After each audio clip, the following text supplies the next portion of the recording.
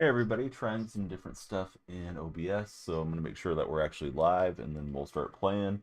Got some upgrades to the team, so that should be exciting for a game or two, and then we're going to get into college football today as well, so we'll see how it all goes. Um, yeah, hope everybody's having a great time. Hope you had a great Halloween, and let me just be sure I'm live on all three platforms here in a moment. So I'm checking my Twitch and making sure that we have the signal. We're there. Good to see Shawno. You are first. Shawno, how's your day going? Happy All Saints Day. I think I'm also live on yeah, we're live on YouTube in landscape. Now we'll go live in vertical and we should be all set. I've got 2 college football games to stream today, so we'll see how that goes.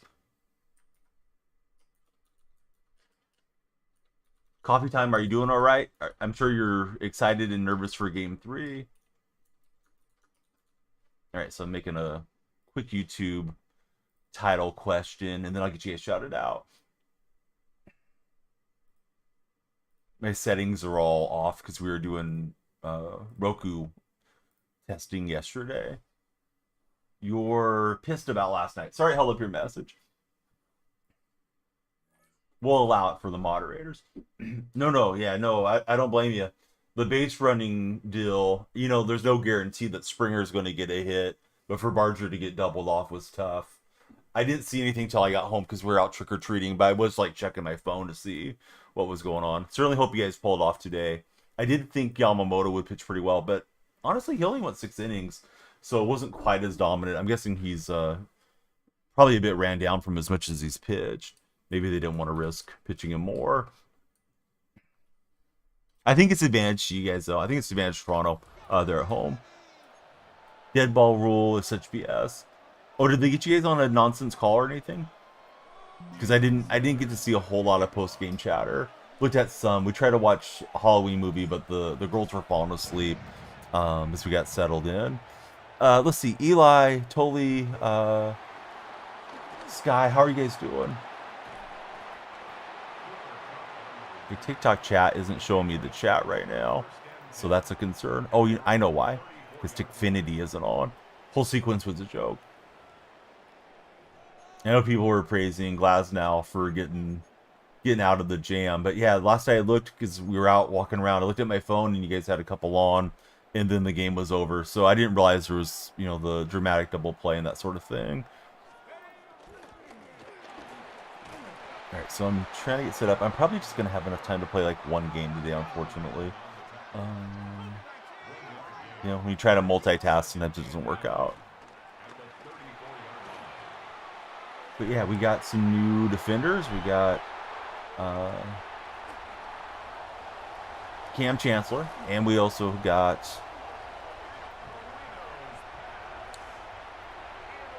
Reek Woolen. So we got some good guys coming in. OG, thanks for following. How's your day going, OG? If you guys are coming in on TikTok, please be sure to follow, share, and like. Usually the timer goes up because of you guys. Today's going to be kind of limited time because we are going to switch over to NEC football, and then we'll have Mountain West. Love Barger. You cannot get doubled up there in that situation. Yeah, absolutely. I saw Blue Jay fans saying, even if it lands for a hit in front of Hernandez, he's going to get held up at third base. So there's no reason to be trying to hedge that the way that he did.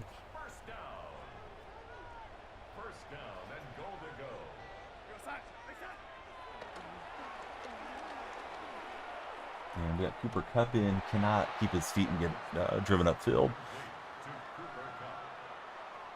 Felt like I should have been in for the touchdown there. The stage was set for Springer to win it. Yeah, that would have been hype. It would have been, another Game 6 moment for you guys. Maybe a Joe Carter type moment. Hey, Ashton, how are you doing? Welcome into stream, Ashton. I see Levy scrolling in on TikTok. Come on in. Let's talk sports. We got a Game 7. Should be a great day. I did see it. Is it available already, or is it coming later, Shawno?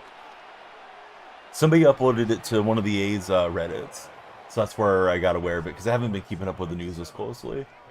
He's out now. Okay, I need to go grab him. I have a handful of Finest vouchers. Hey, what's up, Cal Wrestling? How are you? Don't even get to watch tonight. Woke up to the news. Looks like the John Morant era in Memphis is over. What? I missed out on the John Morant news. What's going on with Ja?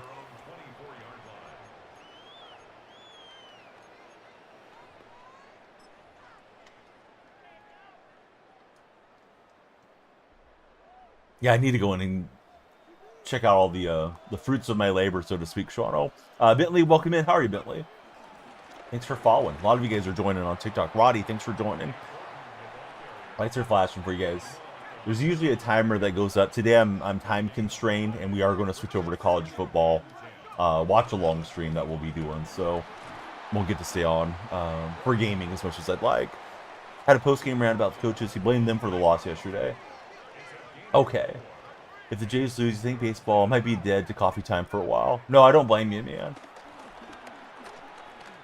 It's pretty much dead to me every year because Seattle, the A's are out typically early. You know, they're out of the playoff mix early, and then they're trying to move the franchise away. So it's been a weird thing where I'm just still trying to form memories with the kids before it's completely out of the area. Hey, what's up, Hypers Bo? Jacob, welcome in. Thanks for following, Jacob. Seemed like the new coaches went to complain, or seemed like the coaches went to complain about the GM. Wolfpack says go Dodgers. Yeah, they're going. They're going to Game 7. We'll see how it turns out. Yeah, we'll get an Adams romp there. Got out of everything. No, it's not going to end. I'm going to be live for like 7 hours, dude. I just threw the timer up real fast just to have a timer on there. No, I'm good. How are you holding up with your Blue Jays, buddy? No, I'm on. I got an NEC football game and I've got a Mountain West game. How far is San Francisco from Oakland, Sacramento? So San Francisco is right across the Bay Bridge from Oakland. But from Oakland or Sacramento, or Oakland or San Francisco to Sac, it's like 90 minutes. For myself, it's about a 2-hour drive to all three of the cities. Yeah, guys just walking around like he has a walk in the park. Hey, Cards, thanks for sharing the stream with your friends. Everybody, please follow in. We'll be here. The timer's just running so I could get to Xfinity connected.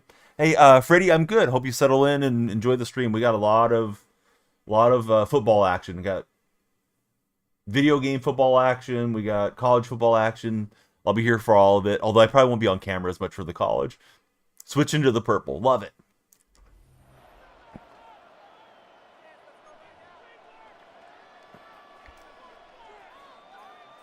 PJ, welcome in, PJ. I was looking for the game to go final last night if Toronto had won to ping you guys, even though I was out walking around the neighborhood. I've been bugging my friends Coffee Time and Noah about their Blue Jays and their great run this year. Hey, that is big facts, Hypers. I opened up the game yesterday and it said something about the pumpkin pass, and I wasn't even paying attention, and I got the limited Duron Bland card. So I sold him and I used him to go buy Cam Chancellor for my theme team. Although Bland looked like a pretty nice card. I just bought Woolen, so I feel like we're pretty good. Yeah, so Bland's gone. I didn't even play with him. Yeah, I sold him yesterday. So this is my first time playing with Chancellor and with these other guys. Hey, what's up, Noah? How are you doing, friend? No, it's not really late, Boski. What's going on, Boski, is I'm going to do 2 college games for CSN. So I just wanted to get live and then try to direct everybody to the red and purple streams. Don't know if I'll send them to TikTok, because TikTok's always so strict about that stuff. But yeah, we'll be here for a bit. I'm going to play till about the top of the hour. The timer was just kind of making sure I had Xfinity connected, which is the software for TikTok. Boski, great to see you, man. Blaine, welcome in. PJ, Carson, who do you guys root for as football fans? Yeah, you've been having really good pack luck, Hypers. I saw it because you showed me in the server. Yeah, Boski, you have any fun weekend plans? Did you have a nice Halloween? Oh, he's got open routes here to the flat.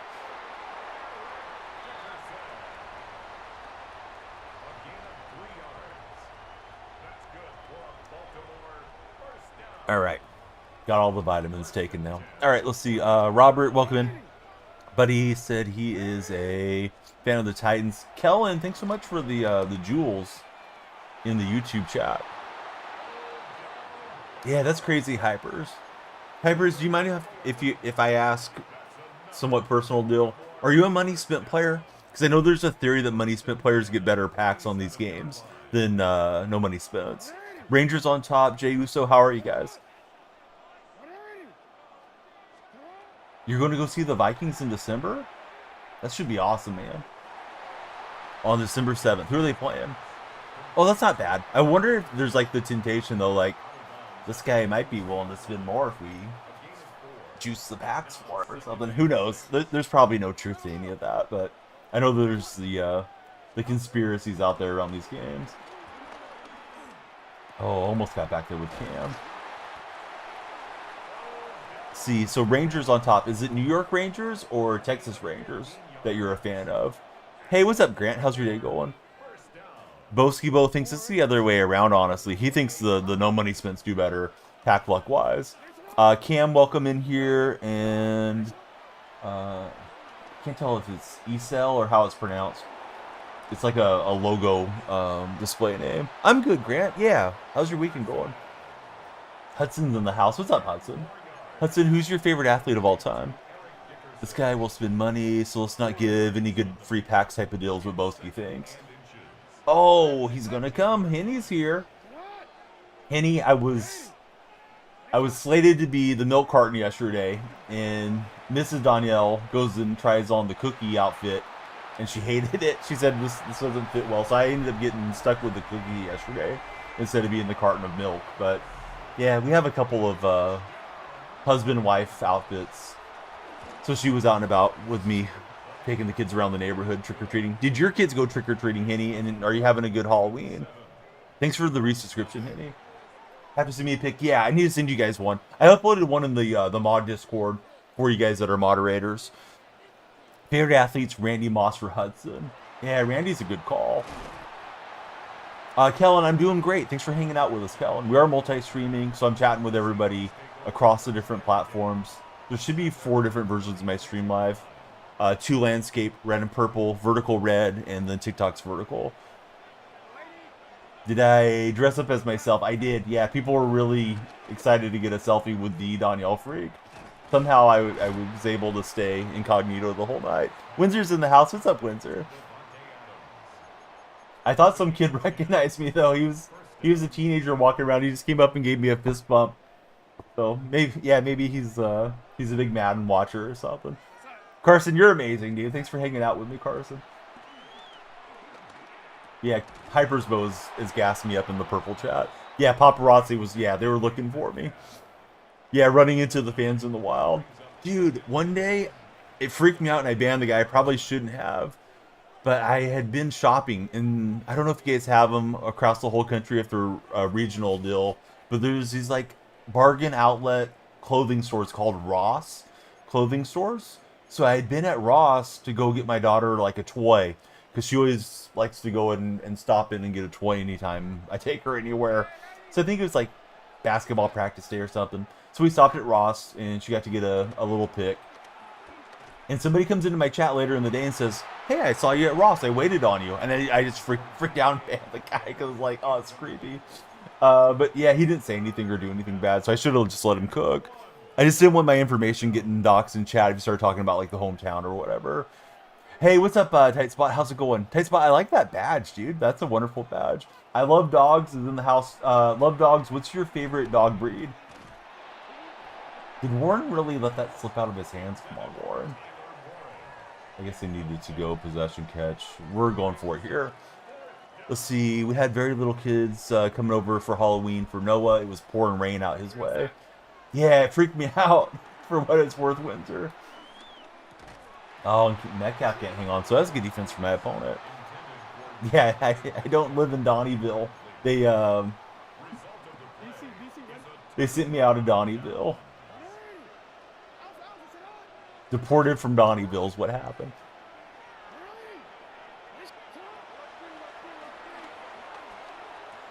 Yeah, I was trying to play in the flat for that possible route, and she messed it up.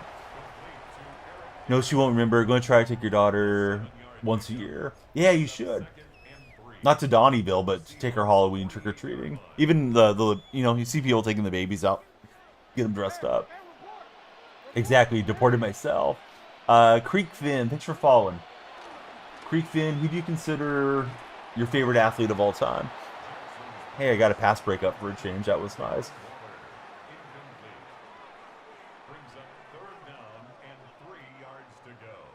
Oh, interesting. I didn't know that was a thing, tight spot. Archie Manning's in the game. Kobe's favorite athlete for Creek Finn. Yeah, he was pretty good. He had some good moments out there. So we have the college football doubleheader coming up top of the hour. I'll get in as many games as I can, but I might just be able to get in this one and part of another one or something. The first college game is NEC, so I don't think that'll be as watched. The second one will be New Mexico. Those games tend to do pretty well. I don't know how Shapeshifter got so free from Woolen. I thought Woolen was clamped up. Hype Train's incoming, ringing the bell for the Hype Train. Cinema Toast Crunch, what's up, Cinema? Welcome to chat. I'm doing double college football stream. Yeah, I got 2 college football games, so please connect on the red platform for sure.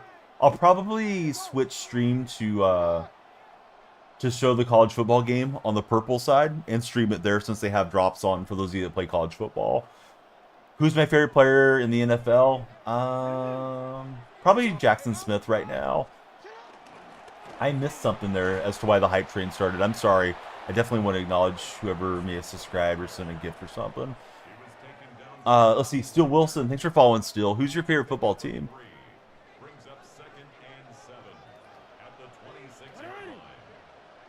Oh, Shapeshifter is just a nonsense card they made up for Halloween is what it is.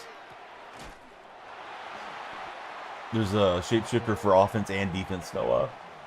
UNLV game should be a blast, says Tight Spot. It should be. Bebo, welcome in. Thanks for following, Bebo. Alonzo Castillo, how are you, Alonzo? Thanks for following. Yeah, they had a good time. The youngest one got very tired, and she's stubborn. So each kid had their own bag of candy, and she wanted to drag it up to the neighbors' houses, or houses in the neighborhood each time, and she was complaining about her legs getting tired. Gucci Gorilla, thanks for following. And we told her, and we had brought a big backpack to dump all the candy into, so my wife and I could carry it around for the kids so it wouldn't get so heavy, but she refused to dump her candy out. So we ended up, crisscrossing through the neighborhood, and we were near our house, so she stopped earlier than her brother and sister did. I stayed out with those two for a while. Probably got another hour or so in with the older 2 kids. But she was all happy. She was in her jammies and eating candy when we got home. Yeah, they got a ton of Candy Creek between the 3 of them. We didn't weigh it, but I'd assume over 10 pounds of candy. So like they have candy for a couple months probably.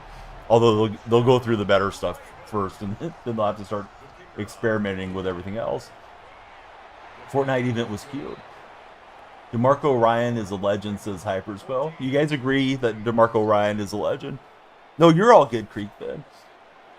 Felt bad that we weren't staying home and handing it out, but I just want to go enjoy the kids while they're little.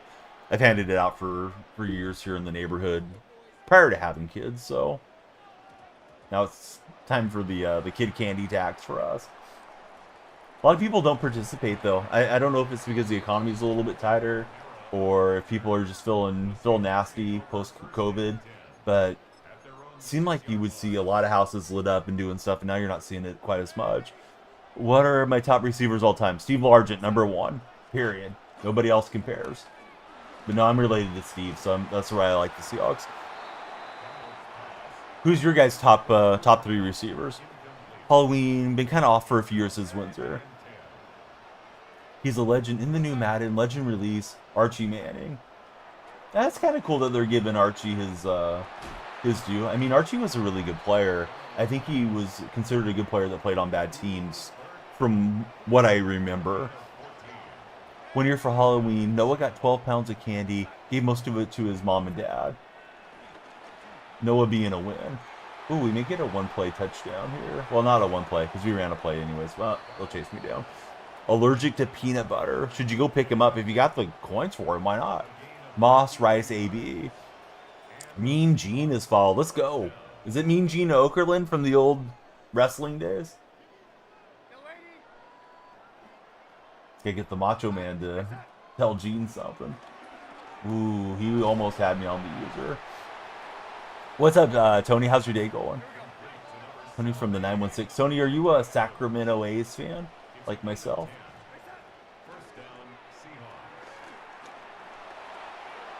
Here goes Sammy. Can't stop Sam Dalton. You can only hope to contain him. And you can stop him. But I'll be getting a new quarterback soon. Should I get the Lamar Jackson card or should I get the Joe Burrow card powered up? What do you guys think? I'm saving my candy for one or the other. Wow, nice toe tap from DK. Joe, because I think Lamar is going to be better for booting out and stuff. Is the Burrow playing pretty well? We got Rizzy Busy Trace coming in. Thanks for following, Rizzy. Are you guys all too old for the chicken banana thing? My kids are really on that chicken banana deal. I think the way teenagers were on 6-7. And then my daughter constantly wants to watch the chicken banana videos online. I'm like, okay, that's enough. That's enough of that for the day. Say Lamar, if you ask Krieg. He's out, says, I'm God wide receiver. We have Mad Max on the mound. Did the Dodgers announce who they're pitching for Game 7? I imagine it's all hands on deck and everybody's pitching there. Let's see, you're over 6-7 for Windsor. Shohei? Is Shohei going to open? I feel like they may not want to use Blake Snell unless they have to. Because Blake was kind of hot garbage throughout the series. I should play you. You should subscribe. Maybe we play you on a subscriber Sunday. Alright, I think we have the ball coming out. I can't remember for sure. What do I think about the Bears? Bears seem like they're on the way up. I thought they've been drafting pretty well, and now Johnson's there. Maybe Johnson's the guy to get him turned around. Weston, thanks for jumping on the follow button. Otani starting, and then they're going to go over to Glasnow. I am a Seahawks fan, yeah. Longtime Seahawks supporter. Today's stream a little bit different in that at 9 o'clock I'm going to switch over to doing college football. I don't think I'm going to stream that to TikTok because TikTok tends to flag those a lot. I might just risk it for the heck of it, but we'll probably just try to direct all you guys over to the other two streaming platforms. Yeah, JSN's fun to watch. Just became a Seahawks fan for 3 years. You missed the really good run with the Legion of Boom. Last 3 years they've had some good moments though.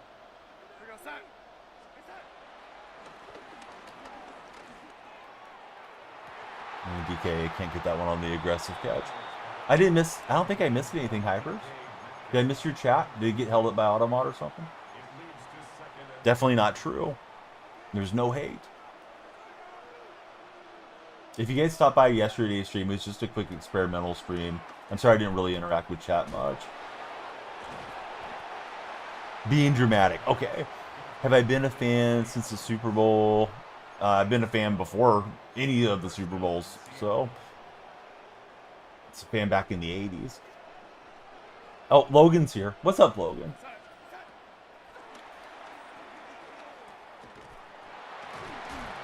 Let's see. I hate girls 22-9. Hey, we don't want to hate half the population. That's an interesting deal. Sounds like somebody that has their heart broken. Yeah, what you doing, Logan? So I'm going to ask you a question since you supposedly hate one of the genders. Who's your favorite female athlete of all time? All time I go Annika Sorenstam. Currently, I probably go with Caitlin Clark. Caitlin's pretty fun to watch when I do watch. Yeah, I'm just asking who your favorite lady athlete is. Hypersbow hates an entire population because he hates mosquitoes. Yeah, I hate mosquitoes too. Mosquito season is in effect out here. Yeah, let's go for it. You guys didn't come to see us punt. Eli, thanks for following. Who's your favorite athlete, Eli? Logan doesn't watch lady sports. Dang it, Logan. And we'll call it an arm punt on that 4th down. Let's see. Eli J. Edits. Thanks for following, guys. We need a defensive turnover.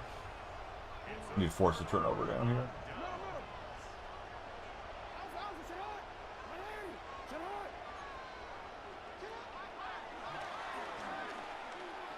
Oh, good read to Moss. I was looking at the more intermediate route and didn't have a shot breaking that up.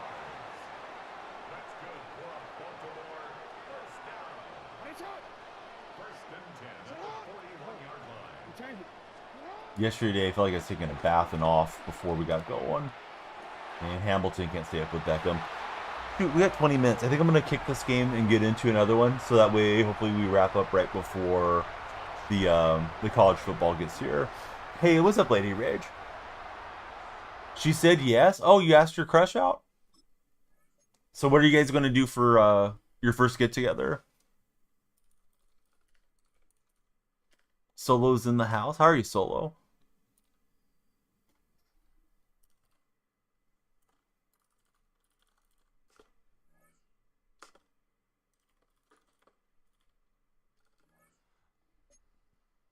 Favorite college basketball team? I would say the Sooners are my favorite college basketball team. All right, so a little bit of candy. I'm trying to rack up the candy in this King of the Undercity thing. I'm on 14,000, so I'm either going to power up Burrow or buy Lamar Jackson with the candy. So your guys' opinions are definitely wanted on that.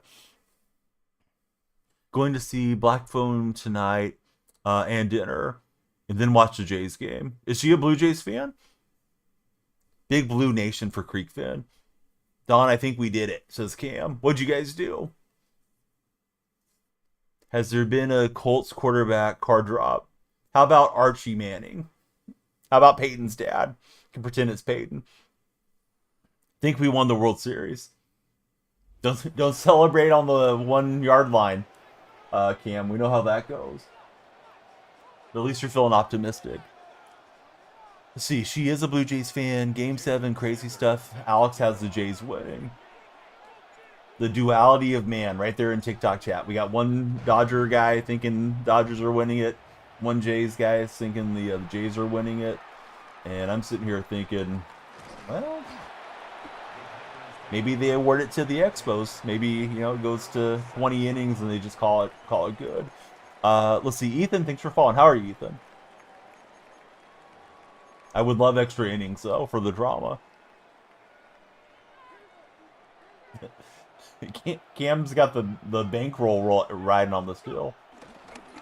Take it easy, Cam. What is this guy doing here?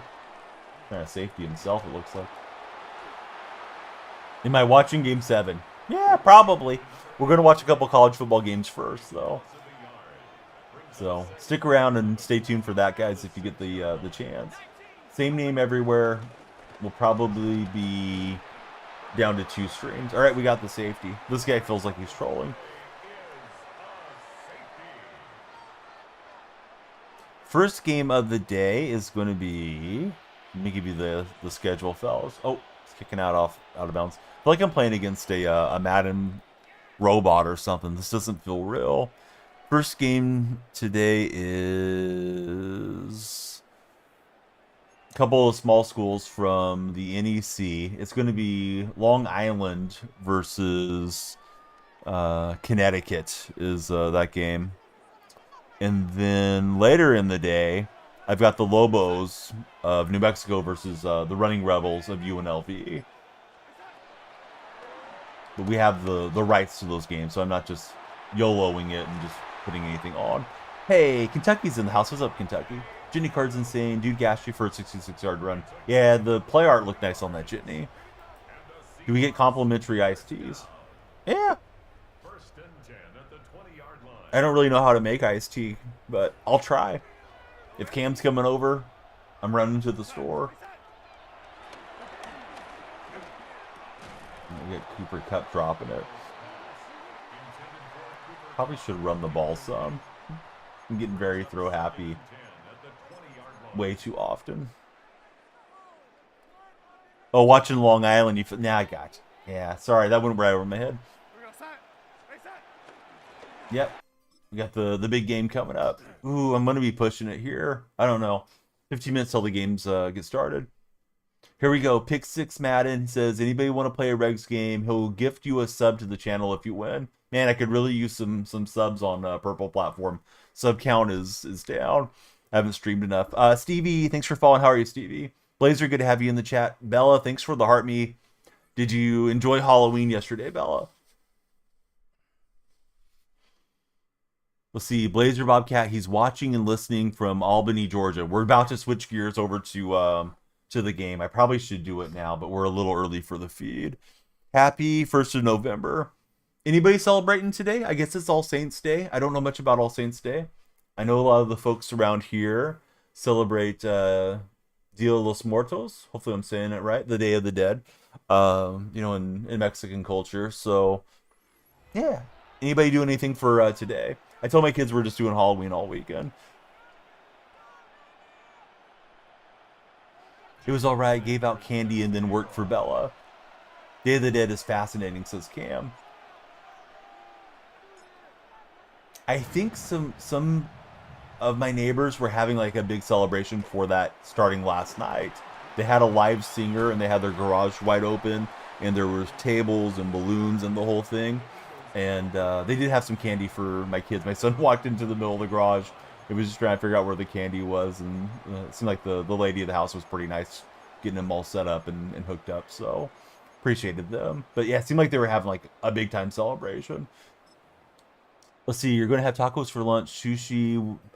What should you decide? I'm sorry, I didn't understand that one, Alec. Bella, thanks for the 10 roses. Lord Fakwa, thanks for following, Lord. How's your day been? Throwback to Shrek. I guess they're making Shrek 5, right? It's coming out pretty soon. All right, pick 6 Madden. He's looking for a Regs game. We need some Regs with pick 6.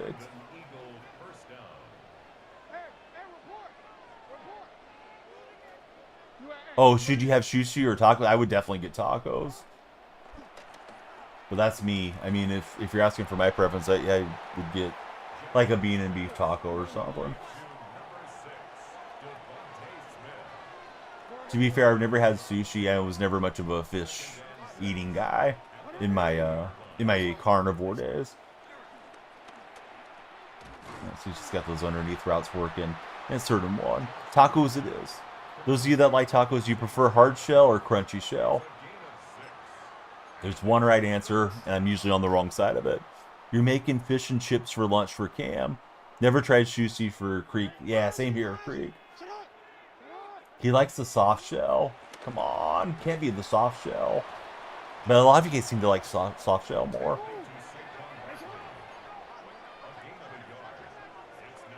Which surprises me.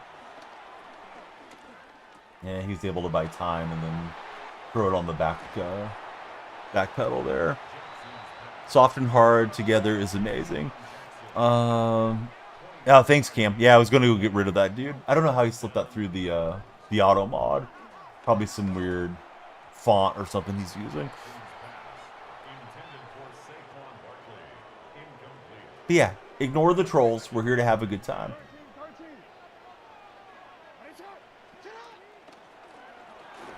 Almost got home on the sack. Okay, yeah, let me see if I can get rid of that one. Weird, though.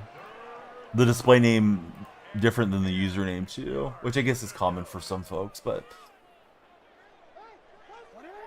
Imagine making that your whole day. Just run around doing that stuff in people's chats. And if you guys missed it, yeah, you didn't miss anything. Just some idiot. But our buddy Cam was on it quick with the moderation. Yep, jobless activities.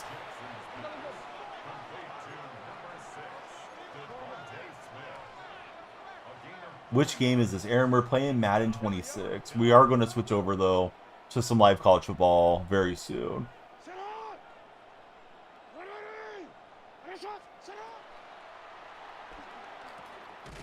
I think he broke the play. I clicked on the wrong defender, and I was really lost there as to what was going on. Noah's in the house. What's up, Noah? Noah going from purple to TikTok. Yeah, I hedged one way, trying to bait the throw the other, but I didn't use her well enough. Oh well, sometimes it goes that way.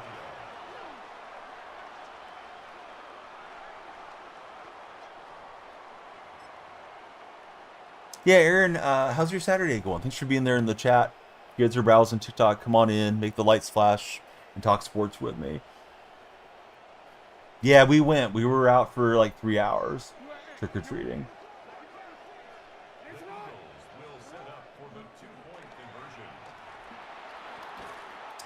We tried to break it up, didn't punch it out. MSU versus Minnesota today. You think your bye week?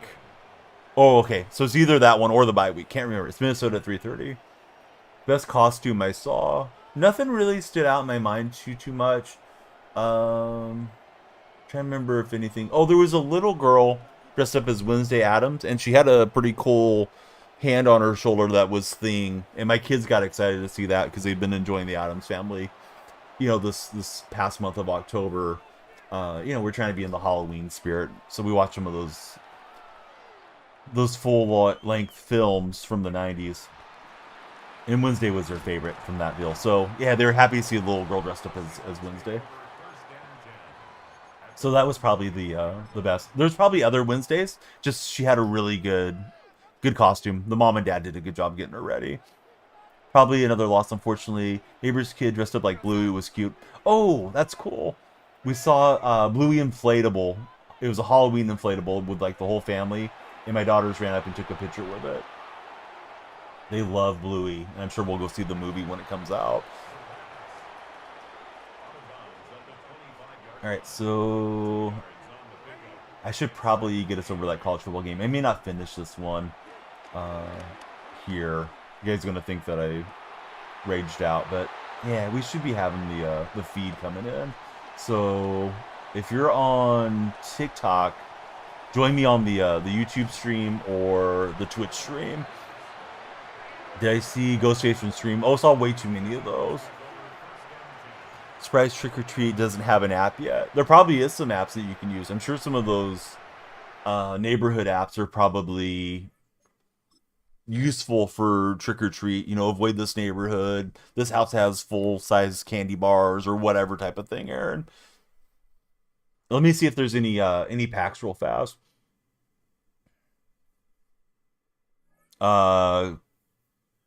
Contreras Salado, I have no idea, dude.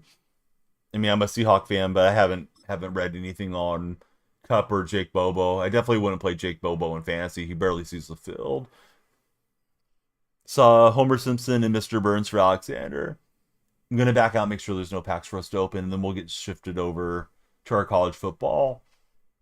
I might try to send a little bit of it to TikTok and then transition you guys over to YouTube and Twitch. Let me put on that little rotator thing, because that's where the stream's going to go. Let's go for the boomer bust. Hey, Jack, thanks for following. Even if they play or not, you think we're taking the win over them 79, or excuse me, 79 overall. 24-10. Jaden Daniels is back. I think the Commanders could definitely win that game. I still think Seattle probably does win, but yeah, Daniels coming back is going to be a big factor. So we're transitioning over now to college football. Jack, my day's been good. Thanks for hanging out. Yes, same name, Creek over there. It is in the bio in the link tree though, if that makes it easier to hit the link tree. But yeah, same name everywhere. It's Danielle Freak, which is a reference to NBA legend Danielle Marshall. So let me bring up my player and get us set up for this.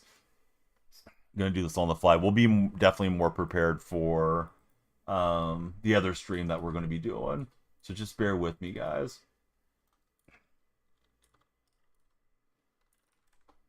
So we have a player through Creator Sports Network, and then I just got to get logged into it.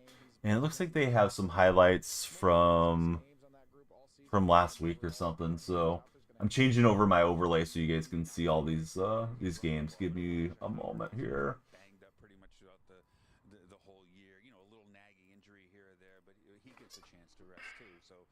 And then we'll update our titles and all those things. Alright, so let me take off my overlay. Fix the landscape overlay first, and I'll fix the vertical for you, cats, in one moment. Don't know why this looks like it's from the 80s, though. It's probably just some B-roll footage to hold us over as we switch it up. Hey, what's up, Lucas? How's your day going? Alright, so there's that. Let me take off the capture card. And I do have a thumbnail for this one. Let me put that on the display for anybody who's just scrolling in. If I can find it.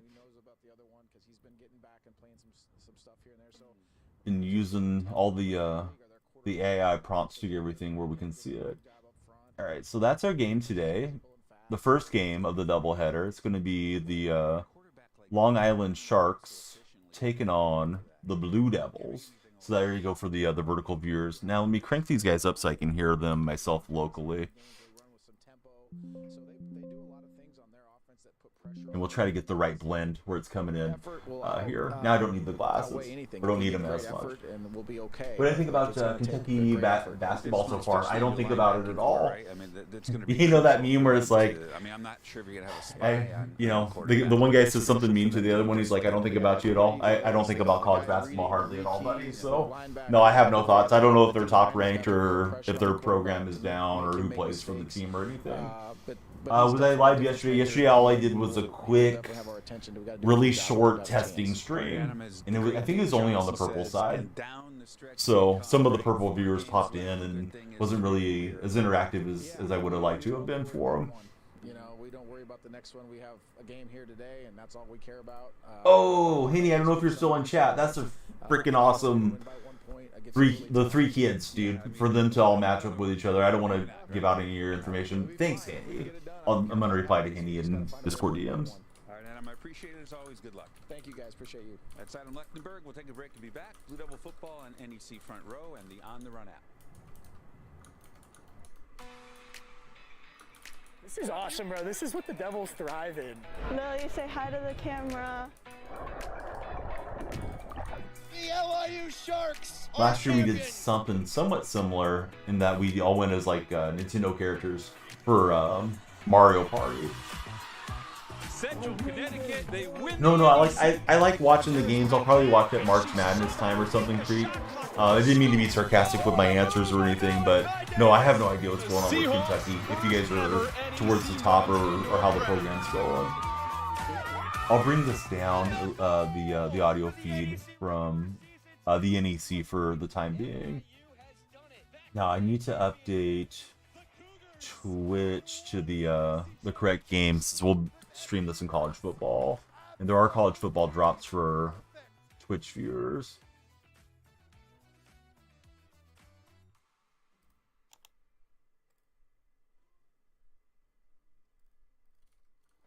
So if you guys are into playing the EA college football game, you can come watch my stream on the purple side, and you'll get some free packs with it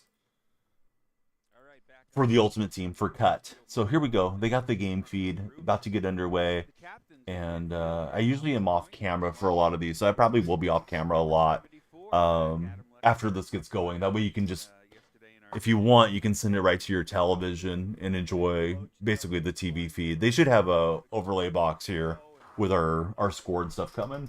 No, I think they're Division 1. I'm pretty sure NEC's Division 1. Let me double check.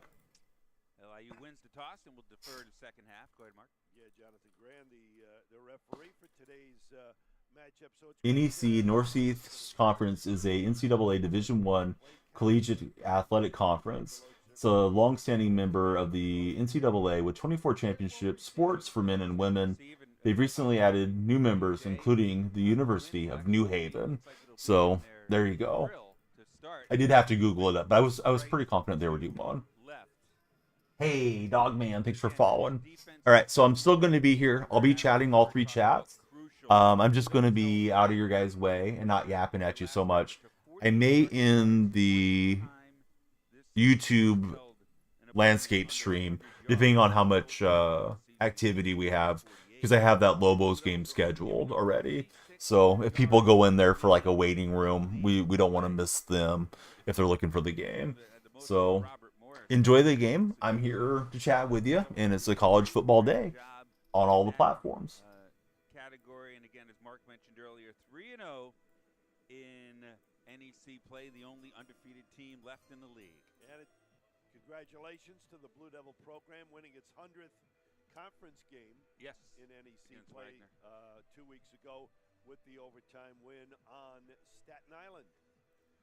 We also want to congratulate the Blue Devils men's cross-country team. Blue Devils won their 3rd consecutive NEC championship this morning. We'll talk more about that. Ho-hum for Eric Blake. Oh, I mean, and really, we say that in jest. I mean, it's a remarkable job that Eric Blake has done year after year for so long. I'm looking for a story on Channel 3. We have before, and we will continue as the ball blows off the tee. Look at the formation here for the Sharks. Yeah, they mess around. They do that on extra points. They do that on kickoffs. I guess it's synchronicity, right? Donovan Wadley and Donnie Marcus are deep for the Blue Devils. This one in the direction of Wadley, who fields it about a yard deep in the end zone. Being very patient, waiting for some blockers, and cuts it back up the middle. LIU trying to strip the ball, but a nice job by Wadley. A return of about 25 yards out to the 24-yard line where the Blue Devils will begin. Well, I'm sure we'll see Elijah Howard frequently in this game, both running and catching the football. Of course, he's 4th on the all-time rushing list, 2,496 yards, going to go over 2,500. Don't know that he can get up to number 3. James Mallory, about 800 yards away. Blue Devils start off in the shotgun with Brady Olson having another terrific year for the Blue Devils. The senior from Bellingham, Mass. He fakes the handoff over the middle, intended for the tight end, or make that, it was Pardo. A little bit behind him on a timing pattern, so incomplete. And with this win, Bruce, I think the quick passing game is and the short routes are what's going to be, prevalent for both squads today. Yeah, especially as they're going into the, it was swirling this morning, but it really seems to be blowing in the face of the Blue Devils here. This time Olson pitches it to Howard, and Elijah Howard out to the 30-yard line. Mark mentioned it, a fantastic year for Elijah Howard, averaging over 5 yards per carry, 6 rushing TDs, just over 80 yards per game he's averaging. Well, that's a great play to pick up 7 yards, and it's almost a forward pass. I mean, you could challenge that. That might have been a passing attempt right there. I thought Howard was a step and a half, ahead of where the pitch came from. Blue Devils 33 out of 102 this year on 3rd down. Olson has some room. He's going to try to run for it, and he's about a yard short. He was stuck at around the 33-yard line, had to get out to the 34, and the referee is indicating that it's 4th down, and the Blue Devil punting unit comes out. Yeah, good job. Couple of Sharks had him surrounded. He tried to go kind of through him and came up a half a yard short. Zach Bonini having a terrific year. The redshirt freshman from Enfield is on to punt. He's the NEC Rookie of the Week. Had a 65-yarder a couple of weeks ago. A low one, and it's going to bounce it around the 33-yard line and go out of bounds, where LIU will start out. That's Cam Ingram and Chase Davis who are the returners. Well, Luca Stanazzi, number 11, is the quarterback for the Sharks, and boy, he was dynamic last week. 4 touchdowns rushing and a touchdown reception, a touchdown pass. He had a 27-yard run as well. I mean, I watched the game. New Haven couldn't tackle him. He's in the shotgun, Stanazzi. Fakes the handoff, keeps it himself, and he's tripped up by Jack Stahl.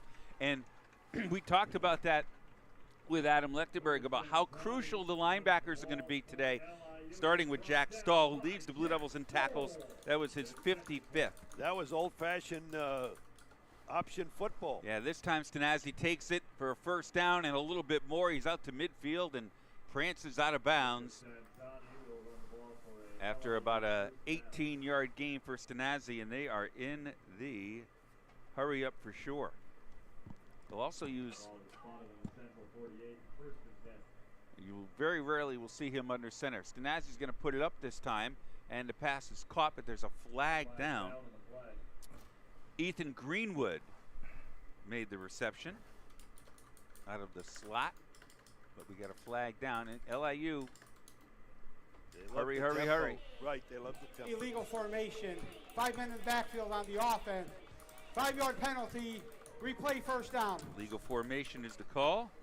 You know, a lot of quarterbacks are labeled dual threats, but Stanzani is a guy that is true to that clarification, that name. He will run and he will throw. It's O'Shawn Ross Jr. in the backfield. Stenazzi is going to put it up, and it's incomplete. Intended for the receiver, Ethan Greenwood again. Well, this is what the Blue Devils are looking for. Put LIU behind the stick, second and about 15, and then it kind of limits the running attack a little bit and makes LIU a little bit more one-dimensional. Evan Brooks, number 18, also in the vicinity. He's a good size, 6'4", 209. So Stenazzi in the shotgun, second down and 15. Stenazzi under pressure, and he goes down at the 35-yard line. A sack for Gavin Taylor. The Blue Devil leader, that's 5.5 now. And he had 3 in the last 2 games coming in, 4.5 total. Well, that'll slow down LIU. What a great play. He was able to fend off the block and grab Stanzani and whip him down. Look at this, 3rd and forever. Yeah, he didn't have any time, Stanzani, that time. And yeah, 3rd down and 26. Stanzani, pass is complete for maybe a yard, and the Blue Devil defense does a terrific job as the wind seemed to have died down a little bit, so Central should get good field position here. Devon Mitchell with the tackle. He had 28 coming in. Braden Hall's done a terrific job for the Blue Devils this year, but it looks like Donovan Wadley will be deep for Central. A little bit more explosive, I think. Standing at his 23-yard line. Wind picks up a little bit and flags go flying. Either movement or the Blue Devils were offsides, but it's only going to be 5 yards. False start. False start. Number 9 to the offense. 5-yard penalty, 4th down. You know, you say only 5. But yeah. With the wind today, I think it's doubled. I think it's an advantage. Will Lynch is the punter, averaging 41 yards per punt. Had a 58-yarder this year as well. 13 inside the 20. And Wadley now creeps up to about the 28-yard line. Oh, this time he goes sideways, rugby style, and does a fantastic job. And it goes out of bounds at the 10-yard line. How about the 8.5? Wow. Take a look at that, Mark. That's over 50 yards. That's a tremendous job. Great punt. And, you know, maybe the wind pushes it a little bit more that way, and he played it perfectly. Yeah, concerted effort, right, to keep it low. And away from Wadley. Yep. Clearly looking. So that's now his career high season. 60-yard punt officially. Previously it was 58. Tough spot for the Devils. Yeah, so much for the good field position. As Mark mentioned, Blue Devils got their 100th win. Adam Lechtenberg 10-4 at games here at a Root Field as the head coach of the Blue Devils. And a beneficial schedule, 3 of the next 4 games here at a Root Field. Got to protect the home turf. after a 5-yard gain. And we get movement up front. Blue Devils, of course, indicating that it's on LIU, and the Sharks saying it's on Central Connecticut. The nose tackle, I think that was that Rodney Mills? Or was that Encroachment. Offside. Number 90 of the defense. 90? That 5-yard Gardner penalty Jr. will result in a first And down. it's a 5-yard penalty, so a first down already. That's already the, what, 4th penalty on the Sharks. And the Blue Devils, one of the best at not committing penalties in the country. Oh, we got a ball that came out on the field. Little practice long snapper lost. He got caught in the wind. Yeah. So the 5 yards gives the Blue Devils a first down. Again, after that 60-yard punt, this drive started at about the 8-yard line. On the field. Elijah Howard to the right of Olsen, who barks out the signals. Fakes the handoff, going to try to go over the middle. It's tipped up in the air and almost picked off. Ball got deflected at the line of scrimmage. Brady Olsen throws an incomplete pass intended for Donovan Marcus. Marcus actually got a hand on it as well, yes. I believe. Good thing he had good position. He kind of blocked out the DB to keep it from getting picked. It's up there in the air for so long, it seems.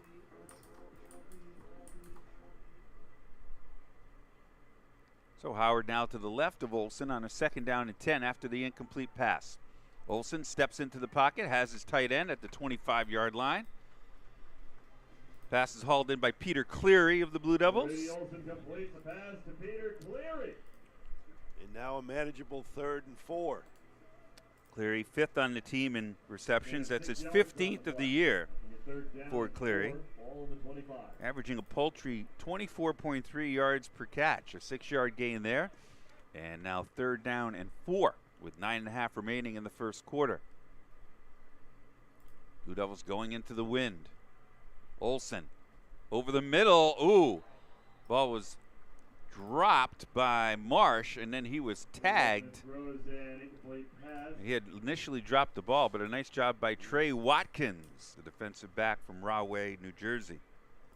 Yeah, big-time hit coming across the middle. Good to have Paul Marsh back as well. He has been dealing, well, I mean, throughout his Blue Devil career, he's dealt with injuries, but back, and then he just took a wallop. Watkins, the reigning NEC Player of the Week. There's a low one, and into the wind. Bonini was trying to keep it low, and it was downed at around the 39-yard line, so decent field position for Stanzani and the LIU Sharks. Haven't called them the Blackbirds yet, Mark, but, you know, it's that difficult to do when they're wearing white and blue. They don't look like the old LIU at all. Of course, they never did. They never did play football. That's right. Did the Blackbirds?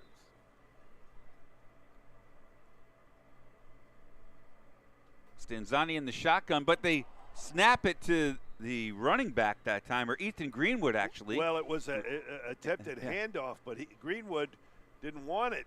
He didn't. It was a miscommunication on the play. Stanzani's to the left of Greenwood. Oh. And they fake the handoff to Stanzani. And Greenwood slides for about 8 yards.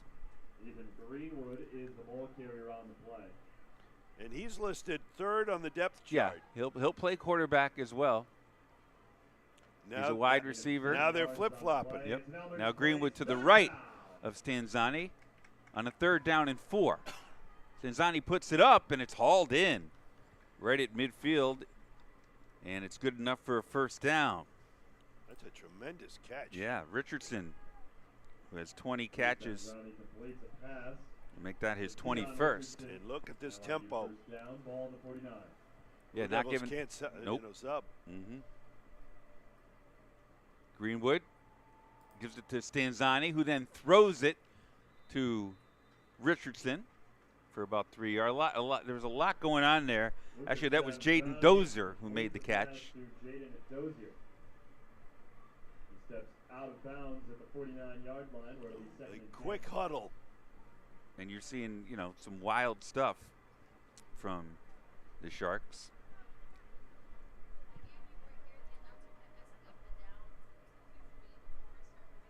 So Ross Jr. is in the game now at running back.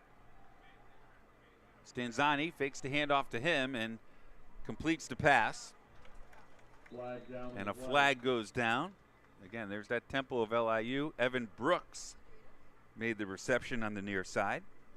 Gavin Taylor nearly got to Stanzani in time, just missed it, clipped him at the end.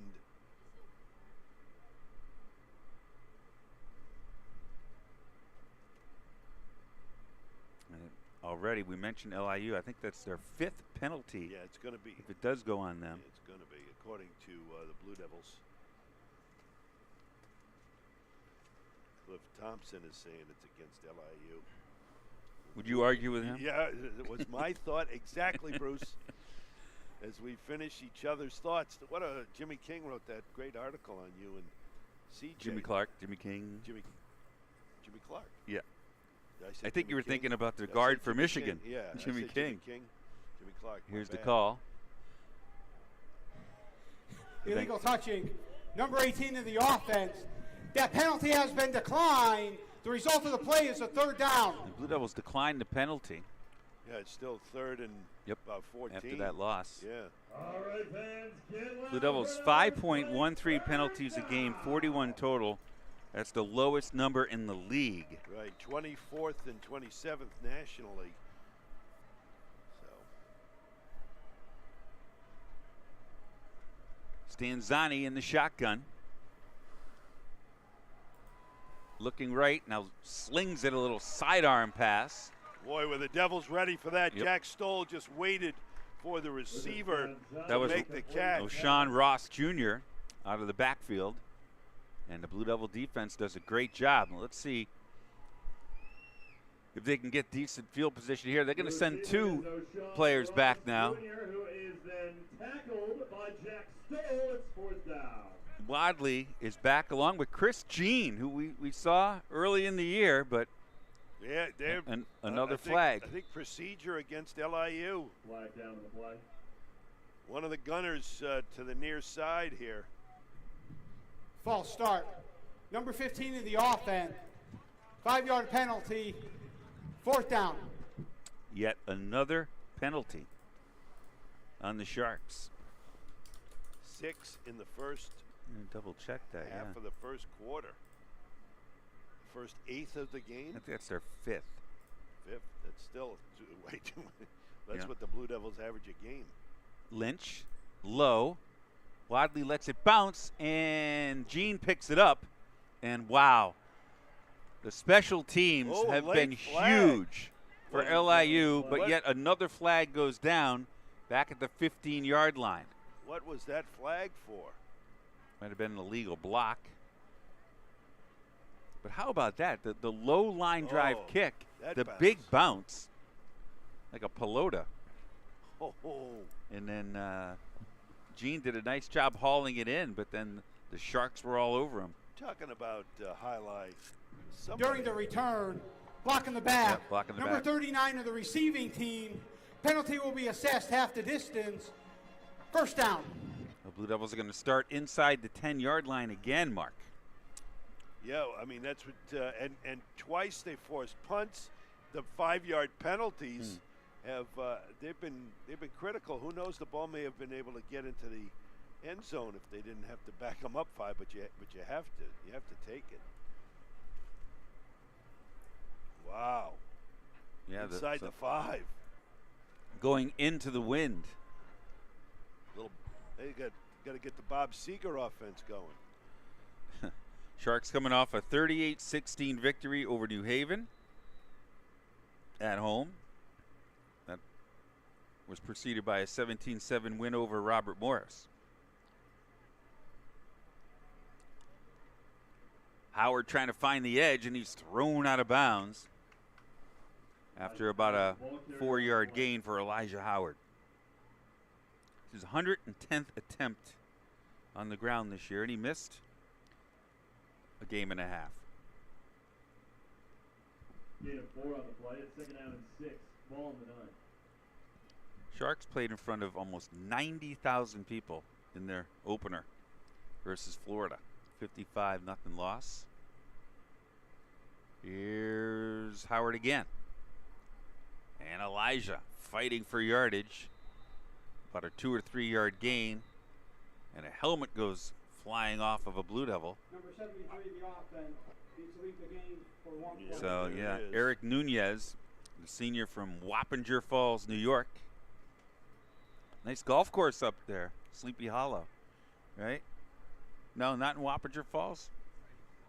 Ball was on the 12-yard line. There are some nice golf courses up Yes. there. And 3. What do you work for the chamber up there? 3-yard pickup and 3rd down and 3. Marcus is in the game. They fake the handoff to him. Brody Olson gets a block, has the 1st down, and dives forward outside the 20-yard line. Brady Olson The on nimble ball for Brady the Olson. Devils. First down. Smart read, fakes the handoff, and then with a little move and falls forward. Plenty for the 1st down. 3rd on the team in rushing. Brady Olson has a couple of touchdown runs as well. Little breathing room for the Blue Devils now on 1st and 10. Olson hands it off, and tough yardage. Still on his feet is Marcus. Comes out of the pile, but the forward progress gives him about a yard gain. And you see, Marcus averaging 2.6 yards per carry. That's his 60th rush on the year. Has 3 touchdown runs. James Delva back in. Gain of Or a yard on Isaiah the play. Deloge. 2nd and 9. Marcus remains in the game for the Blue Devils on a 2nd down and 9. Olson, handoff. Marcus cuts it back up the middle. Solid run for Donovan Marcus out to the 35-yard line, and another Blue Devil 1st down. Working on the left side, a great cutback for Donnie Marcus. Look at the vision. There's the hole opening up, and then cuts it back in once he sees the linebacker trying to fill. Joe Crafassi comes into the game, number 18, for the Blue Devils. Also, Damani Williams. He's at the bottom of the screen with Paul Marsh. Elijah Howard spins out of a tackle, and what would have been a loss of about 4 yards is only a loss of 1. Elijah Howard, the ball Solid carrier job on the by play. He's brought down the for a Sharks loss of that time. yard. Makes it 2nd down and 11. Ball on the 34. Loss of 1. Wadley goes. Both teams like the tempo. Wadley and Williams. Now Williams goes in motion. Olson hands it off again. Howard bulldozing his way out Flag down on the play. past the 40-yard line, and a flag on the far side of the field at the 35-yard line. With 2:48 left, no score. And I think Blue Devils trying to establish a run at least into this wind as they're moving right to left. Offside. Number 40, the defense, lining up in the So neutral another zone. penalty Half on a Right dozen. on LIU. penalty. 2nd down. I mean, LIU just really killing its effort with these penalties. Brings up a 2nd down and 6 now as they move the ball out to the 39-yard line. 4 wide receivers in the game. Howard to the right of Olson. Handoff Howard. Shuffles his way for about a yard. Elijah Howard, ball carrier on the play. Gain a yard. Trovarelli comes 3rd in down and 5. for the Blue Devils. Williams out. And he lines up in the slot, Trovarelli. Wadley one-on-one at the top of the screen with Braylon Vincent. See if they go to that matchup. Olson trying to set up a screen, but the Sharks are all over it. Exactly what Sharks do, swarm, huh? They did. Peter Cleary made his second catch of the game, but it'll bring up another punt for the Blue Devils, their third of the first. We've seen, what, 5 punts? Yes. So far here in the first quarter. Well, defenses have controlled the line of scrimmage. It's been difficult to run on both sides. The option has worked a little bit for LIU, and the Blue Devils have had a couple of, small chunk plays from the backs. Felix Matos is deep, and he drifts back and fields it at the 20-yard line. But a great play by the Blue Devils special teams, Chris Jean. What an outstanding play by Chris Jean, and his ability to tackle, along with his ball hawking skills, of course, with his 4 interceptions this year and career high active in the FCS with 11. Nobody's got more in all of FCS football than Chris Jean. LIU back to it. Stanzani, the quarterback. The running back is O'Shawn Ross Jr. behind him. He lines up to the right.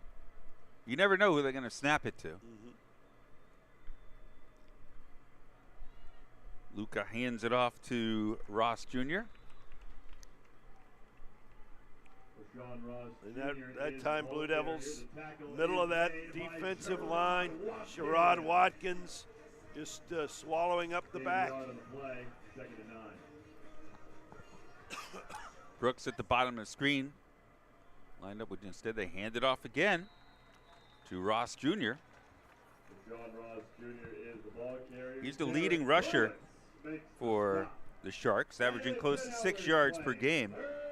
The wind's died down, but it looks like LIU's just trying to, play wind and field position here, trying to get through the first quarter to get to the second with the wind.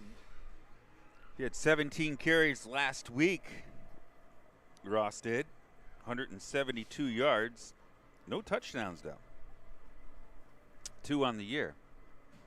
Well, with the wind at their back, one more play here in the first quarter for the Sharks. Over the middle, it's broken up. And we get a late flag. Is that going to be unsportsmanlike, or is that a pass interference? It did come in, you're right, it did come in kind of late. The Cavers Preston, the graduate student from Martinsville, Virginia. Charleston. Pass interference. Number 19 of the defense. Oh, well. 15-yard penalty. First down. Say it goes on to Von Mitchell, the redshirt freshman from Staten Island.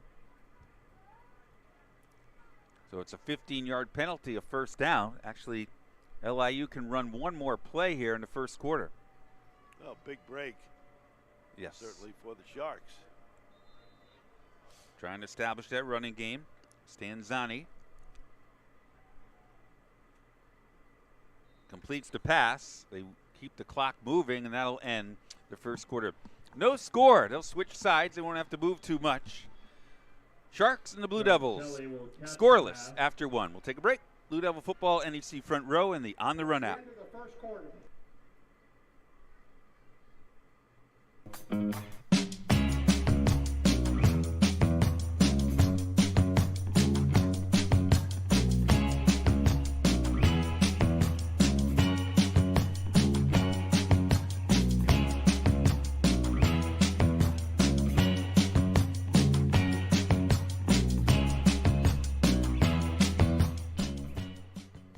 Central Connecticut State University, ranked the best college by Princeton Review, Forbes, U.S. News & World Report, and the Carnegie Foundation. Come explore and innovate within the dynamic realm of artificial intelligence and cybersecurity. Get the hands-on experience you need at our community health education clinic. It's all at Central. Apply today. Visit us at ccsu.edu/apply.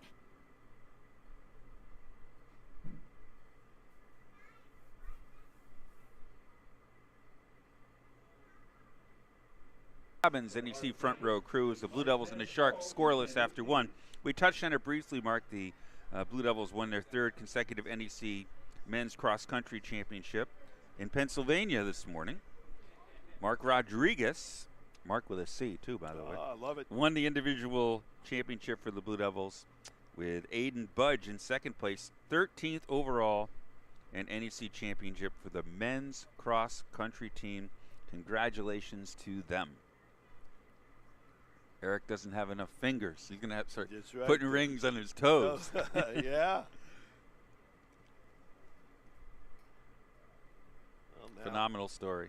Yeah, I mean, just one of the nicest guys you'll ever meet, too. Yes. Unassuming. And he probably could still run track, too, here at Central. Sure. Second and 10 as they switch sides. Now LIU going into the wind. That's Greenwood at the quarterback position. Ethan Greenwood is the ball carrier on the play.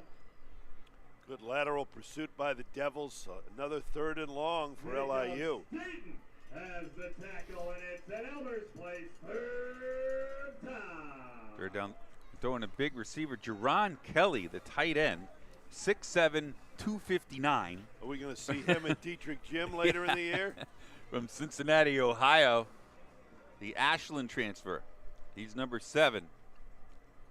3rd down and call it 7 for the Sharks. Stanzani under pressure. Throws far side, and it's incomplete. Intended for Evan Brooks on the far side. Wonderful pressure by the Blue Devils, forcing Stanzani to roll out. And here we go again. I mean, it's the Blue Devil defense forcing the punts. That the first penalty of the game for Central was a doozy because it gave LIU an automatic first down. There's Braden Hall now deep for the Blue Devils. Lynch to punt it. Along with Gene. Lynch, see what he does this time into the wind. He had a 60-yarder again, angling it. And Hall did not call for the fair catch, held on at the 20-yard line. But another solid job by their punter, Lynch. Oh, terrific and job. Great coverage. The coverage gets down there. That's when we're, I think was the returner on the punt. A fair catch by Braden Hall might have been the. That might have been Marsh, safer. actually. Jimmy Clark said it was Marsh Jr., but I think it was Braden Hall. I mean, I didn't. They we both didn't hear. would, Yeah, we didn't get any indication that Hall wasn't going to play. Oh.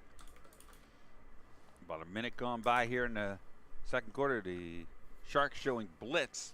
Olsen gets rid of it over the middle. Terrific grab by the tight end, Peter Cleary. Makes his 3rd catch of the afternoon. All the way out to the 44-yard line and a Blue Devil first down. Well, we don't have time. Well, we do. We're going to see that great grab. That's a tremendous catch by anybody. See if the Blue Devils keep it in the air with the wind at their back. A high snap handled by Olsen, and Elijah Howard is leveled. Wow, did he take a shot up high? Clean shot, but like somebody had Elijah around the legs, and he was kind of standing up straight, and he got trucked. Damani Williams comes into the game, replacing DQ Watkins with that hit. Trovarelli out. Olsen steps up, looking long, and it's incomplete. Intended for Krafasi. Had a half a step on the defender. But, with this swirling wind, the deep balls are really hard to control, and that ball, you could see it just sail away. 3rd down and 4. So 3rd and 4 now for the Blue Devils. Howard remains in the game with just under 13 minutes left in the half. No score here at Root Field. Cleary goes in motion. Olsen rolling right, finds Cleary for the 4th time this afternoon, and it's good for another first down, a gain of 6 yards for the Blue Devils. What a smart play, too, as Cleary reaches out to make sure he's got the first down, getting the ball to the 45 of LIU. Mentioned 4th catch of the game for Cleary, 18th on the year for the big tight end. Having a solid year, the redshirt senior.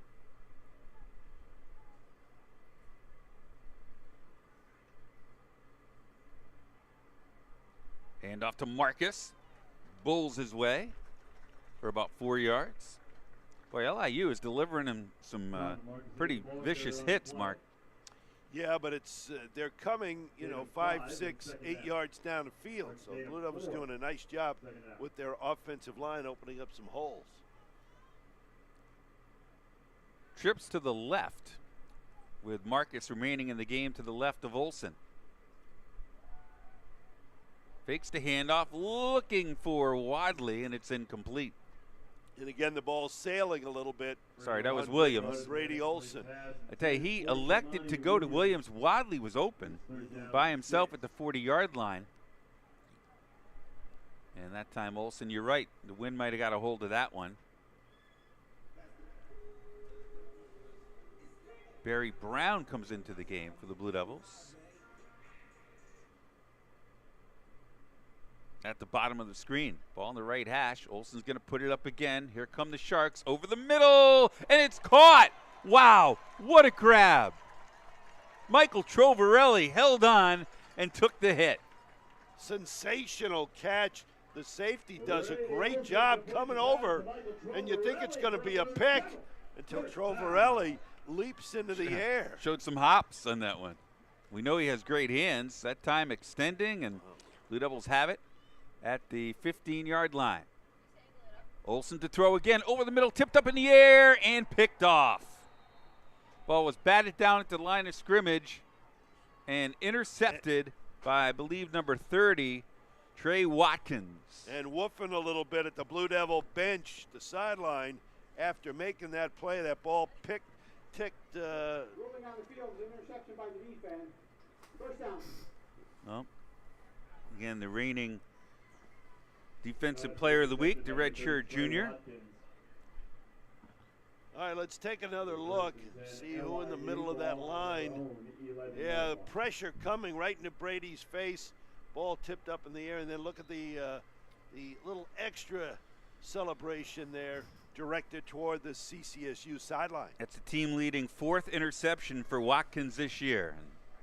The Sharks take over, going into the wind at the 10-yard line. So a missed opportunity for the Blue Devils, who've been so good protecting the football. And this one sails on Stanzani, but we get a pass interference at the bottom of the screen.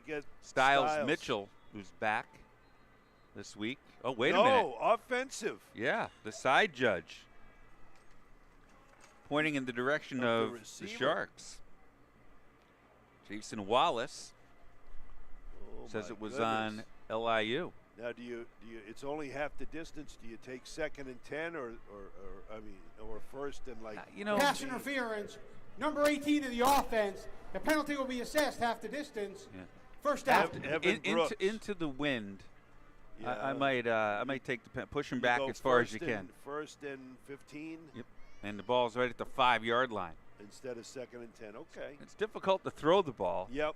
Into the wind. So. Well, and I mean, it's just sailing all over the place. Even deep balls with the wind will go farther, and you got to control it. Deion Richardson at the bottom of the screen. Stanzani hands it off. A big gain for the running back, Ross Jr. And boy,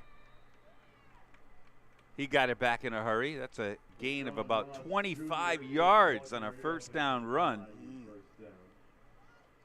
Good job of sealing that right side of the offensive line by LIU. All the way out to the 27-yard line. Ross going to go again. This time the Blue Devils are ready. Sean Ross Jr. They swallow him up. Derek Berlitz, the redshirt junior. Oh. And quickly here come the Sharks after a loss of 1. Stanzani running for his life. Puts it up over the middle. Finds a man. It's hauled in by Richardson. Solid job that time by Stanzani. Styles Mitchell makes the tackle, and Styles is a little bit hurt. Doesn't want to come out. He is wincing in pain, but he's going to come back in to gain of about position. 6 yards. Ball on the left hash, 3rd down. Big stop needed by the Devils. Look for Stanzani to run. Oh, he's going to put it up over the middle. Incomplete. Surprise that time. Quick hitter, well covered by the Blue Devil defense. That time, Malachi Mapp out of Windsor. His brother had a touchdown last night. And it's an LIU 4th down. Braden Hall and Chris Jean deep for the Blue Devils. Lynch has done a fantastic job this afternoon, including a 60-yarder, but the wind was at his back. This time punting into the wind and kicks it low. Jean handles it. Jean trying to get the edge. And there's a flag goes flying in the direction of Jean, and we're going to get an illegal block. Yeah. That flag went about 20 yards. Yeah. Got caught up in the wind. It almost hit Jean. Well, remember, who was the player with the referee threw the flag and it went into one his of the Cleveland Brown player, yeah. defensive lineman. Yeah. Hit him right in the eye, and he went bonkers. During the return, holding number 10 of the receiving team, 10-yard penalty. First Javante down. Royal, the grad student from Miramar, Florida, the guilty party. And Gene did a nice job holding on to that ball. And yeah, he caught it high up in the air. Well, he showed his hands. He's with those 11 interceptions. A low-scoring affair here on a windy, can't get any lower, 55-degree day here in New Britain. LIU led 14-0. Then New Haven came back last week, took a 16-14 lead, but then the Sharks poured it on after that and ended up winning 38-16. Olsen back at it in the shotgun. Quick one for, I think that was Cleary again. Yep. Nope, that's Dave Pardo. Pardo makes the reception. Blue Devils complete a pass. Second on the team this year. Well, that ties Elijah Howard. That's his 24th catch of the year. It's second down. Averaging 13.5 per reception. That one goes for 5. And another flag goes down. The Blue Devil left side of the line, the left tackle raised up out of his stance. Isaiah DeLoach indicating it was on the Sharks, but here's the call from Jonathan Grand. False start. Number 53 of the offense. 5-yard penalty. Does go on the Blue Devils. Second down. Laquan Gaddy, redshirt freshman from Newark, New Jersey. And Adam talked about it, Mark, about just kind of the shuffling of the offensive line this year, right, with all the injuries. Yeah. You warm enough, by the way? Yeah, I not am. warmer than last night. Oh, goodness. I'm still thawing out. I mean, I act like it was, 25 degrees below. But It was windy. I'll give you that. Elijah Howard gets the handoff, and he's tripped up at the 25-yard line. Ball carrier on the play. and that was Scoop Brought Gardner down for a loss of Jr., yards. It is third down. 6-foot They- sophomore. I tell you, they're very emotional and demonstrative, Yes. these Sharks, which, it's football, right? I mean, Yeah, they played that. They practiced that way. they did. They warmed up Yeah. like that. All right, trips to the left. Williams, Wadley. It's Williams in motion. He's looking for him, and Damani Williams is interfered with, Flag down on the play. Yep. to the There chagrin was the bump. of Jalen Bell. Number 6, the 6'1" sophomore from Kissimmee, Florida. For whom the bell tolls. That's right. Huh? Him. 15-yard penalty. That'll be a first down for the Blue Devils. Yeah, there was that bump. Pass interference. Number Near 6 is the side. defense. 15-yard penalty. First down. That's the 7th Watch penalty. it again. Right there, the push, the bump, and then the throwing up of the hands indicate he fell down, but I didn't do it. Right? Well, how did he fall down?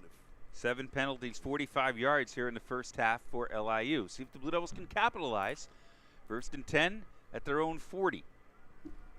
Olsen looking long, going long, and in and out of the hands of Pardo. Ball may have been tipped because step for step was Trey Watkins. Well, So he may have got a hand on it. But Brady Olsen has struggled in the first half with accuracy due to the wind. Not on that play. That was a perfectly thrown pass right to Pardo over his shoulder and right through the hand. Olsen threw his 4th interception on a tipped ball earlier in the half. This time they'll try to run it with Elijah Howard. And he gets out to about the 43-yard line, brings up a 3rd down for the Blue Devils.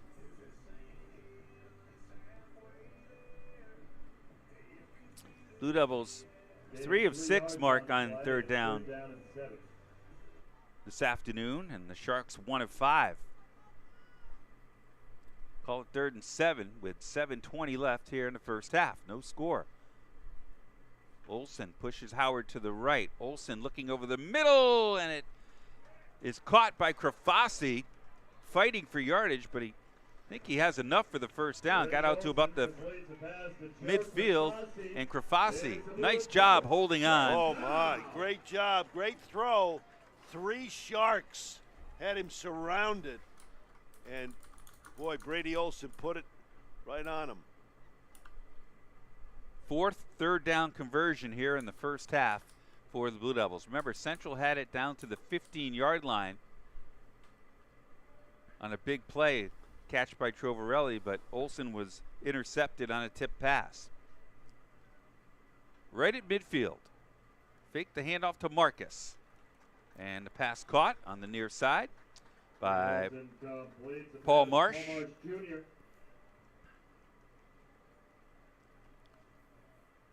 Marsh Jr. making the reception. He's in double figures. That's his 10th catch.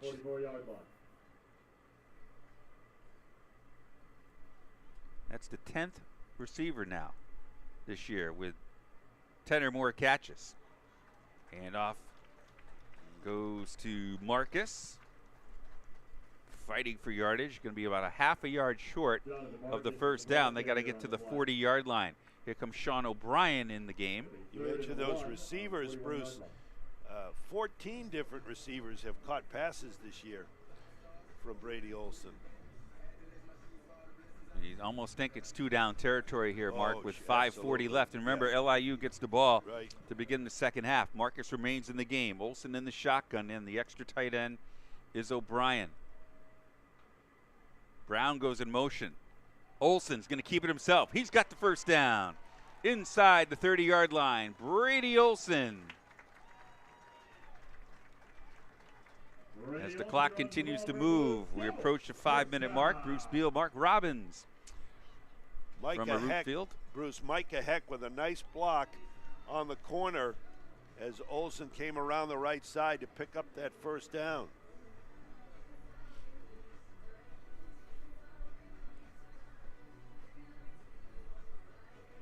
O'Brien remains in the game at tight end along with Peter Cleary. Elijah Howard back in for the Blue Devils. Now they line up to the right, the 2 tight ends. Olsen takes the snap. Fakes. Looking in the end zone. Has time. A little miscommunication. He's trying to get O'Brien. O'Brien cut back toward the inside. Brady thought he was going to go outside and threw it there to an empty spot. Ricky Ortega comes out, and Paul Marsh back in for him. He lines up in the slot. Incomplete pass. Stops the clock with 4:40 remaining here in the first half. Brady looks like he's changing the play. Hands it off to Howard. He gets the edge. Elijah Howard cuts it back down to about the 20-yard line. A late, very late flag from the umpire. Away from the play.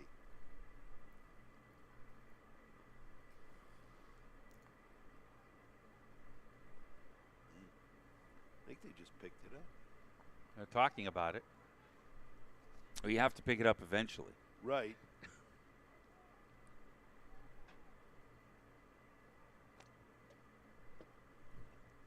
A lot of penalties in this game. Mentioned Blue There Devils. was no flag There for you go. face They mask. did pick it up. There was not a twist and a pull. Third down. No twist, no pull, no foul. No penalty. Yeah, no problem. We've seen 7 punts here in the first half. And now the Blue Devils back in the red zone. Second time in this game they've been in the red zone.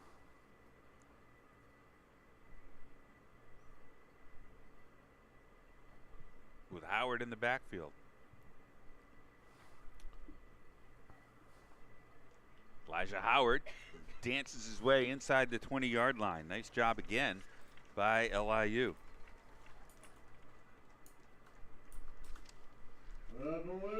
Boy, he's so nimble. He's got quick feet, and he saw a little bit of space and just kind of dives to make sure he's got enough for the first down.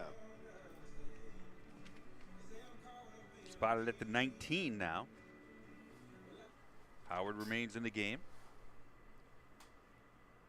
Blue Devils 17 out of 31 for touchdowns in the red zone. This one is caught, but broken up.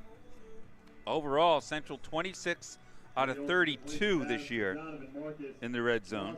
I think Amari Lewis does a nice job on that play. Motion and everybody, the flow going to the right. Brady Olson throws back, but Lewis never left his spot and had containment. It was almost picked off. Marcus in the backfield behind Olson with the play clock now down to 10. Blue Devils need to come away with points here. Little blitz from the corner by the Sharks, and Marcus gets back about 4 yards. Marcus is the ball carrier on the play. Well, gain of 2 yards, they'll make third down and 10. Wadley comes back in, as does Elijah Howard. Trovarelli and Ortega, and Krafasi goes split to the left. Jack Hennessy, just is the field goal kicker for the Blue Devils, had a terrific year so far. Just named to the Jerry Rice Watch Award list. Olson steps up. He's going to take off and dives forward to about the 15-yard line. Going to be short Brady Olson is the ball carrier on the play. of the first down, and we will see Jack Hennessy. and Timeout. First we get the 2-minute timeout. We'll stay here. Mark Hennessy, 9 out of 12 this year. And, you know, you have an opportunity to talk about it. What do you think about going for it or not, right? Also. yeah, Both teams, by the way, with 3 timeouts also. Yeah, 4th and 7. I think.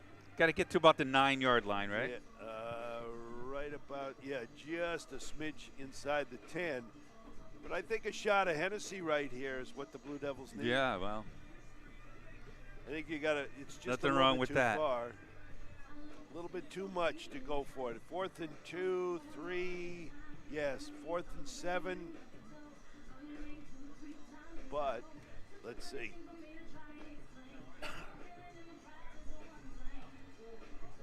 Especially with LIU getting the ball to start the third quarter. Named to the Stats Perform Jerry Rice Award watch list. Hennessy, presented annually to the top rookie in FCS. Hennessy, of course, leads the NEC in both field goal percentage, 75%, and field goals made per game. He's 24th nationally, Hennessy.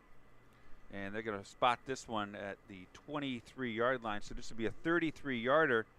And Hennessy between 30 and 39 this year, 3 out of 4. Got to be careful not to hook it with this wind. See if it affects the flight of the football. On the far on that left hash.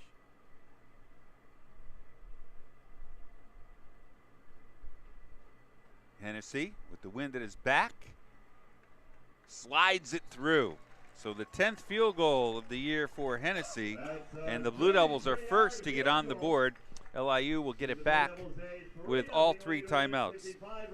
Well, it's you said about 3 minutes ago it was important for the Blue Devils to get points, and they came away with that drive. Second time they were in the red zone, lost it on the tipped pass interception.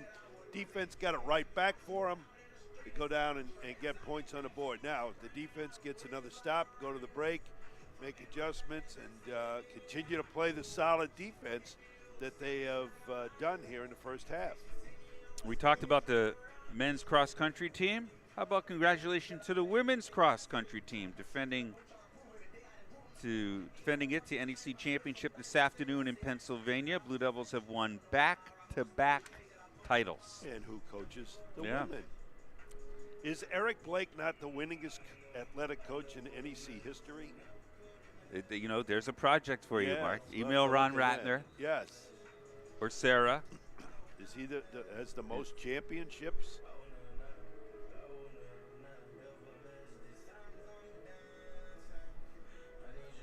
Blue Devils lead the NEC in net kickoffs, 42.3 yards, 11 touchbacks this year.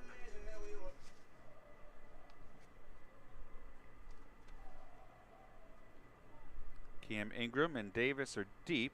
Oh, and it bounces. It's a live football. The 12th touchback goes out of the end zone. The kick will roll into the end zone. I don't know if anybody watched. Go ahead. LIU's fortunate. I mean, if that ball doesn't get to the end zone, they gave up on it. He didn't call for a fair catch. Yeah. So another touchback by a Blue Devil kicker, and here we go with 1:55 remaining. The Sharks with all 3 timeouts. Noteworthy, the Blue Devils also with all 3 timeouts. So if they get a stop. First and 10, LIU, ball on the 25. And in at quarterback, well, you have Stanzani to the left. You have three in the back. Pick your carrier. It's going to be Greenwood. And oh, look at this up at midfield. A little extracurricular activity. You don't call timeout yet. You see what kind of pace LIU. They're taking their time. Well, you lose one, second and 11. They can bring it. And I would, because you have the wind too. Yes. You make a punt into the wind. You've got the wind, and you don't get it to start the third quarter. Stanzani's going to put it up, slings it, and it's deflected. Yeah. And the clock stops. Trying to get it to Greenwood out of the backfield. I think Gavin Taylor got his hands up. And that ball was deflected. That helps the Blue Devils, stops the clock, 3rd and 11. And you get another incomplete pass, and wow, the Blue Devils will be in great shape. Ross did rip off a 24-yard run I'd watch in this quarter. Keeper here. They give it to Ross. Oh, no, actually, that was no, Ross does have it out to the 34-yard line, and now you want to take your timeout. Oh, he's just a yard short, Yeah, you got to take your timeout, right. Absolutely. Adam Lechtenberg. They should probably put more time on the clock.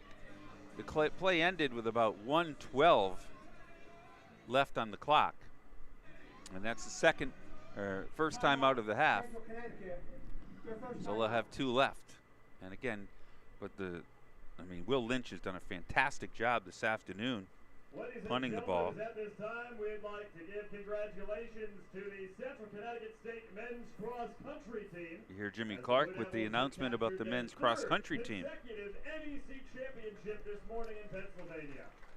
Mark Rodriguez won the individual championship for the Blue Devils with Aiden Budge in 2nd place. It is the 13th overall and NEC championship for the men's cross-country team. Also, congratulations to our women's cross-country team on defending their NEC championship this afternoon in Pennsylvania. The Blue Devils have now won back-to-back titles. Again, congrats to the cross-country teams at Central Connecticut. This will be the 5th punt of the afternoon for Lynch. And again, punting into the wind, although it's swirling again. Braden Hall dashes back to the 27-yard line. 2 timeouts remaining. 1:09. They did not adjust the clock. Lynch this time gets caught up in the air, and Blue Devils need to stay away, and they do, and they'll have good field position at the 43-yard line. Took about 8 or 9 steps before he punted that one. First and 10, Blue Devils. But plenty of time, Bruce. 59 seconds. 2 timeouts. Middle of the field. That punt took 10 seconds off the clock. Boy, if the Devils could add on. Oh, yeah. Big time. Because, again, LIU will get the ball to begin the second half.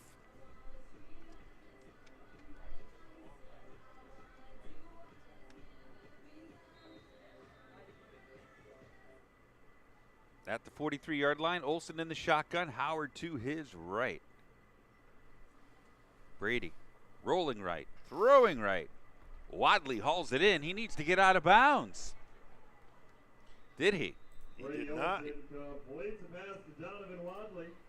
The clock is still running. Yeah. Boy, Wadley should have taken it right out of bounds. It's a gain of 9. 48-yard line. 2nd and 1. With 35 seconds left and 2 timeouts. Handoff to Elijah Howard. He has a first down, and Adam Lechtenberg is going to use his second timeout.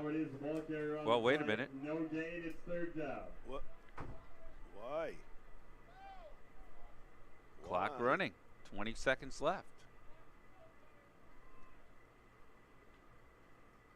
All right, Olsen puts it up over the middle. Caught. And do they use a timeout here with 9 seconds left? Now they say it's incomplete. Well, I mean. So it's 4th down now, but I mean, okay, why not put it up? This is like the New York at the end of the half with the New York Jets, where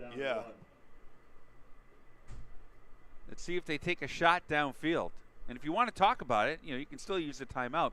This play is probably going to take 9 seconds. Do they hand it off or do they throw it? Trying to draw them off sides. Play clock down to 10. 9 seconds left. 3-0 Blue Devil lead. And now Adam Lechtenberg will take a timeout and decide whether to punt. Again, if you throw a Hail Mary, chances are it's going to take at least 9 seconds, right? Close. What do you got? What should you do? What should we do? You get 5 yards in 5 seconds and then get close. You can do that too. You could get, if you. Yeah. You've got the wind with you, but how far can Hennessy go? And you could. Can you get 15 yards down to about the 35? You could also gain another 5 yards, right? As Trevor points out, with a little pass over the middle, and then use a timeout. And then what? And then throw it in the end zone. Yeah. Well, I think the issue comes. It started when Wadley 25 seconds, 28 seconds to go in the half. Well, they didn't call timeout. And it started when Wadley didn't get out of bounds. Also. Right. And then you call timeout, which they didn't. And now you're in this predicament. 9 seconds left. Olsen. Over the middle, incomplete. They were trying to get Hennessy some extra yardage. Now you let, of course, it's against the wind. Yeah. But so they were trying to hit Krafasi for about 20 yards and then give Hennessy a chance, or what would have been about a 45, 50-yarder.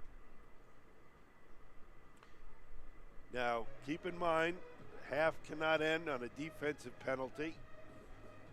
So if you throw it up here and you pick up 15 yards and you get another play, I don't know. We'll see. Maybe you run a little hook and ladder type of hook and lateral type play. I just think Stanzani's going to run the ball. No, he's going to put it up. And Stanzani gets sacked at the 37-yard line, and that'll end the first half. But how about the job by the Blue Devil defense, holding LIU to a goose egg here in the first half? Malachi Wright gets the sack. That's his 3rd of the year, Mark, but terrific job. Only 4 first downs in the first half for LIU. They were 1 for 6 on third down, and they ran 24 plays for a total of 43 yards. Stifling. Yeah. Stifling defense. Direct your attention to the field. You know, LIU played, bend but don't break defense. Blue Devils got to make some adjustments and get a little bit more efficient in the LIU end of the field. The Sharks had 272 yards net rushing last week, and here in the first half, 41 yards Blue Devils hold them to. Great defensive effort in the first half. Center's got to keep that up, make some adjustments on offense, and take care of business. Band makes its way onto the field right here. Before we break, let's try to get you some scores around the NEC. Usually had that queued up. And don't forget, Monday night is the opener for the CCSU men as they take on Vermont State. You doesn't have to call me Johnson. 7 o'clock at the Dietrich Gym. All right, here we go. Sacred Heart trailing at home. 6 minutes to go in the first half. New Haven leads Sacred Heart 10-7. St. Francis at home, 10-0 second quarter over Wagner. Bobby Moe and Stonehill scoreless as they begin in at Stonehill. That's it. It looks like Duquesne is off this week. Yeah, Blue Devils 3-0. Duquesne 3-1. Stonehill 2-1. LIU 1-2. Mercyhurst 2-2. Robert Morris and Wagner 1-2, and St. Francis winless. So obviously every game so important. Blue Devils lead this one at the half 3-0. And we'll take a break, come back with about 5 minutes left, go over some stats. And hasn't exactly been action-packed in a lot of penalties, but a great defensive effort so far by the Blue Devils. 3-0 at the half. Blue Devil football, NEC front row and the on the run out.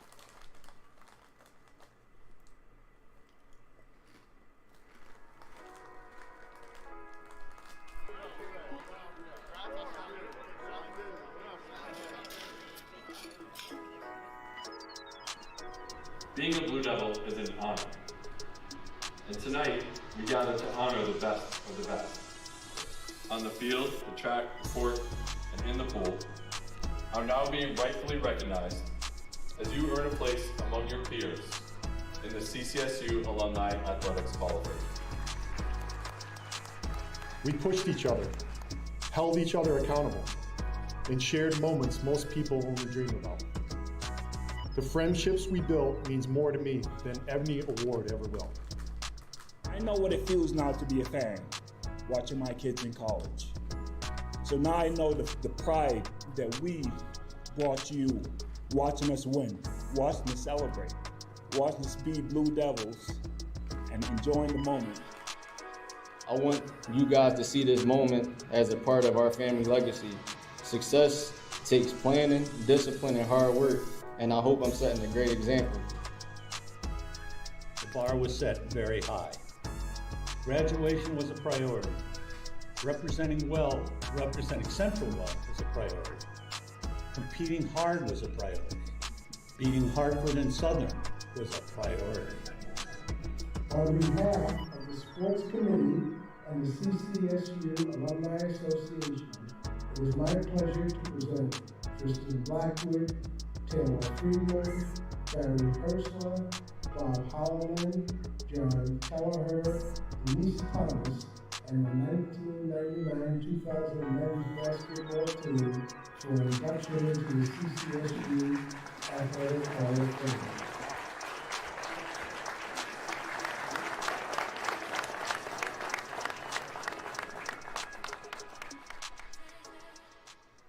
Hi again, everybody. I'm Paul Dottino with the NEC Notebook delivered to you by WB Mason. LIU quarterback Lucas Stanzatti accounted for 5 touchdowns as the NEC Offensive Player of the Week. He ripped New Haven for 98 yards and 4 touchdowns and threw for 152 yards and another score. Teammate Trey Watkins is the Defensive Player of the Week. He contributed 5 tackles with a forced fumble and an interception, both of which led to Sharks touchdowns. It's an LIU triple with Jaden Simpson as the Rookie of the Week. He snared 4 passes for 42 yards, including a 33-yard score. Special teams honors go to Stonehill's Dominic Scalise. He drilled all 3 of his field goals to help stop Mercyhurst. We're back on Yes Network, NESN Plus, and ESPN Plus on Saturday, November 8th with Stonehill at Central Connecticut State. Kickoff is at noon. Remember, all conference games are streamed live and free on necfrontrow.com, and follow NEC News on social media at NEC Sports and on the web at necsports.com. It's time for the NEC Fast 5, the top 5 plays from the past week in NEC sports. Number 5. Central Connecticut's Nick Washington scores this game winner with just 2 seconds to play in the game. That gets through and it goes in! Number 4. New Haven's Joao Paresh heads in the go-ahead goal on this set piece. The back post headed on and New Haven are in front! Number 3. Mercyhurst's Benjamin Buckley goes upper 90 with this free kick. Into the air, it's in! Number 2. Watch NEC Rookie of the Week Fairfield's Kalen Fogelson walk the line and score. Still able to keep it in play. Fogelson a shot, and she scores! Number 1. The ball is sent into the box, and Stonehill's Casey Rice pops it up with her knee and scores on the volley. The ball in, dangerous one, chance in front, and they knock it in! Well, folks, there you have it. Those are your top 5 plays from the past week in NEC sports. This is awesome, bro. This is what the Devils thrive in. Lily, say hi to the camera. The LIU Sharks are champions!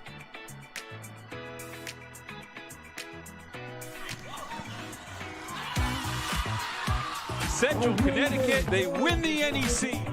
There is Paquette, and she somehow beat the shot clock with a scoop. Oh, what a move by Malachi Davis!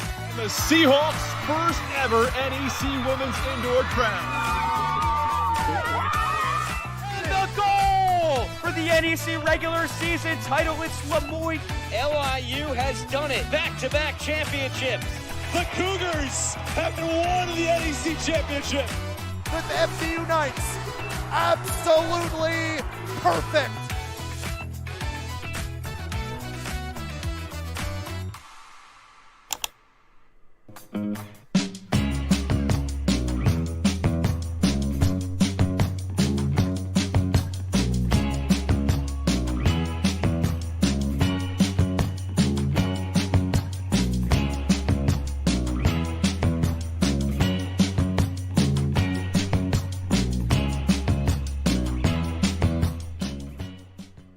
Central Connecticut State University, ranked the best college by Princeton Review, Forbes, U.S. News and World Report, and the Carnegie Foundation. Come explore and innovate within the dynamic realm of artificial intelligence and cybersecurity. Get the hands-on experience you need at our community health education clinic. It's all at Central. Apply today. Visit us at ccsu.edu/apply. Every person, every resident in the state of Connecticut deserves world-class health care. This really is a moment for all of us at Hartford Healthcare. I'm so proud, I'm so grateful to the nearly 37,000 people who work in this health system. Every one of our institutions has an A from Leapfrog. This level of achievement is not only a reflection of their excellence, but of their commitment. It's an indication that wherever anyone encounters our organization, they can expect access to a level of health care that is truly exceptional. NCAA athletes don't just compete, they make history. Representing our nation with pride and excellence, they bring home the hardware. Our college campuses serve as training grounds for the next generation of stars. Catch tomorrow's Olympians and Paralympians on the NCAA Championship stage today.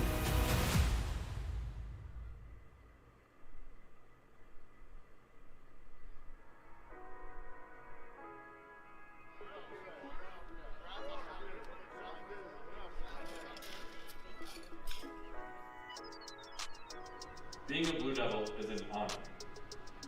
And tonight, we gather to honor the best of the best.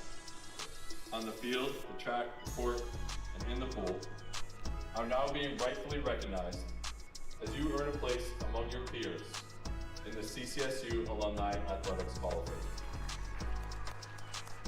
We pushed each other, held each other accountable, and shared moments most people only dream about. The friendships we built means more to me than any award ever will. I know what it feels now to be a fan, watching my kids in college.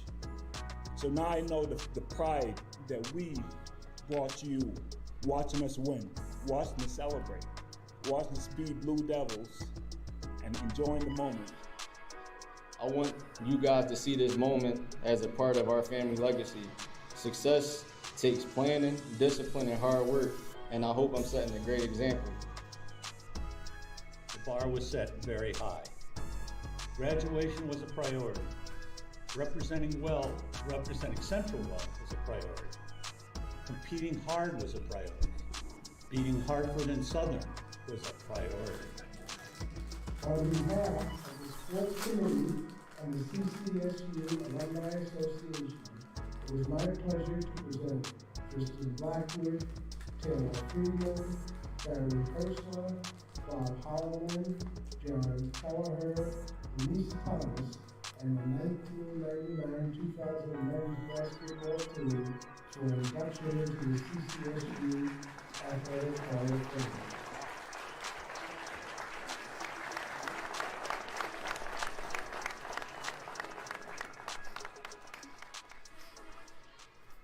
Hi again, everybody. I'm Paul Dottino with the NEC Notebook delivered to you by WB Mason. LIU quarterback Lucas Stanzatti accounted for 5 touchdowns as the NEC Offensive Player of the Week. He ripped New Haven for 98 yards and 4 touchdowns and threw for 152 yards and another score. Teammate Trey Watkins is the Defensive Player of the Week. He contributed 5 tackles with a forced fumble and an interception, both of which led to Sharks touchdowns. It's an LIU triple with Jaden Simpson as the Rookie of the Week. He snared 4 passes for 42 yards, including a 33-yard score. Special teams honors go to Stonehill's Dominic Scalise. He drilled all 3 of his field goals to help stop Mercyhurst.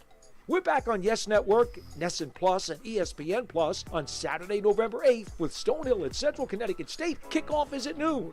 Remember, all conference games are streamed live and free on necfrontrow.com, and follow NEC News on social media at NEC Sports and on the web at necsports.com. It's time for the NEC Fast 5, the top 5 plays from the past week in NEC sports. Number 5. Central Connecticut's Nick Washington scores this game winner with just 2 seconds to play in the game. That gets through and it goes in! Number 4. New Haven's Jao Paresh heads in the go-ahead goal on this set piece. The back post headed on, and New Haven are in front! Number 3. Mercyhurst's Benjamin Buckley goes upper 90 with this free kick. Into the air, it's in! Number 2. Watch NEC Rookie of the Week Fairfield's Kalen Fogelson walk the line and score. Still able to keep it in play. Fogelson a shot, and she scores! Number 1. The ball is sent into the box, and Stonehill's Casey Rice pops it up with her knee and scores on the volley. The ball in, a dangerous one. Chance in front, and they knock it in! Well, folks, there you have it. Those are your top 5 plays from the past week in NEC sports. This is awesome, bro. This is what the Devils thrive in. Lily, say hi to the camera. The LIU Sharks are champions!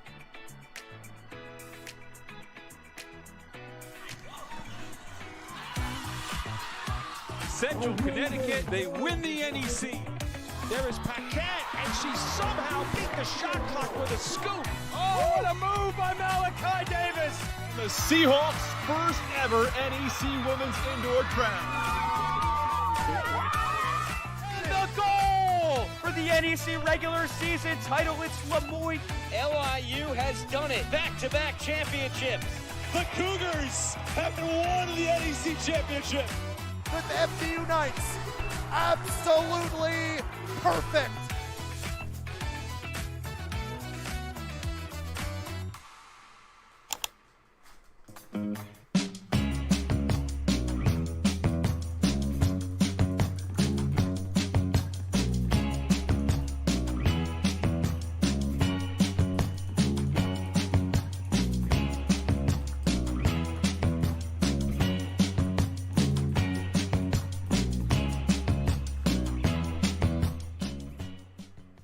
Central Connecticut State University, ranked a best college by Princeton Review, Forbes, U.S. News and World Report, and the Carnegie Foundation.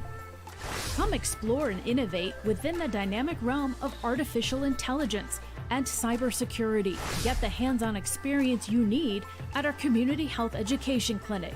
It's all at Central. Apply today. Visit us at ccsu.edu/apply.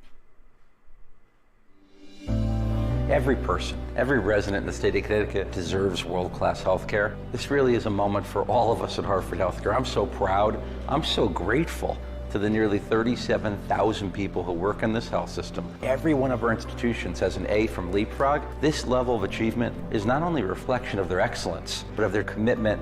It's an indication that wherever anyone encounters our organization, they can expect access to a level of health care that is truly exceptional. NCAA athletes don't just compete, they make history. Representing our nation with pride and excellence, they bring home the hardware. Our college campuses serve as training grounds for the next generation of stars. Catch tomorrow's Olympians and Paralympians on the NCAA Championship stage today.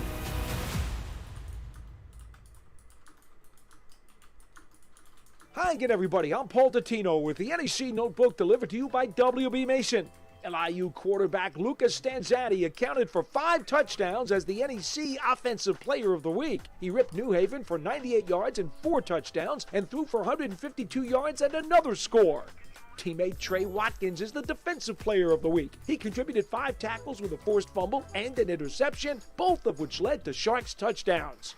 It's an LIU triple with Jaden Simpson as the Rookie of the Week. He snared 4 passes for 42 yards, including a 33-yard score. Special teams honors go to Stonehill's Dominic Scalise. He drilled all 3 of his field goals to help stop Mercyhurst. We're back on Yes Network, NESN Plus, and ESPN Plus on Saturday.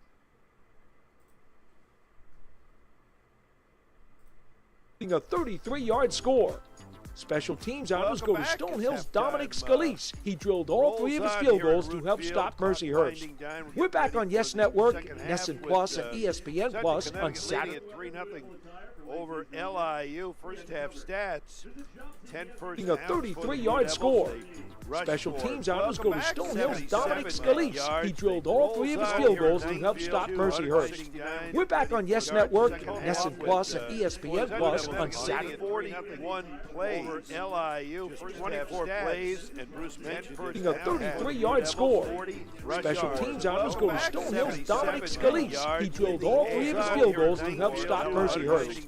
We're back on Yes Network, NESN Plus, and ESPN Plus on Saturday. 41 plays. LIU, 24 plays, and Bruce Medford. A 33-yard score. Special teams honors go to Stonehill's Dominic Scalise. He drilled all 3 of his field goals to help stop Mercyhurst. We're back on Yes Network, NESN Plus, and ESPN Plus on Saturday. 11 plays. LIU, 24 plays, and Bruce Medford. A 33-yard score.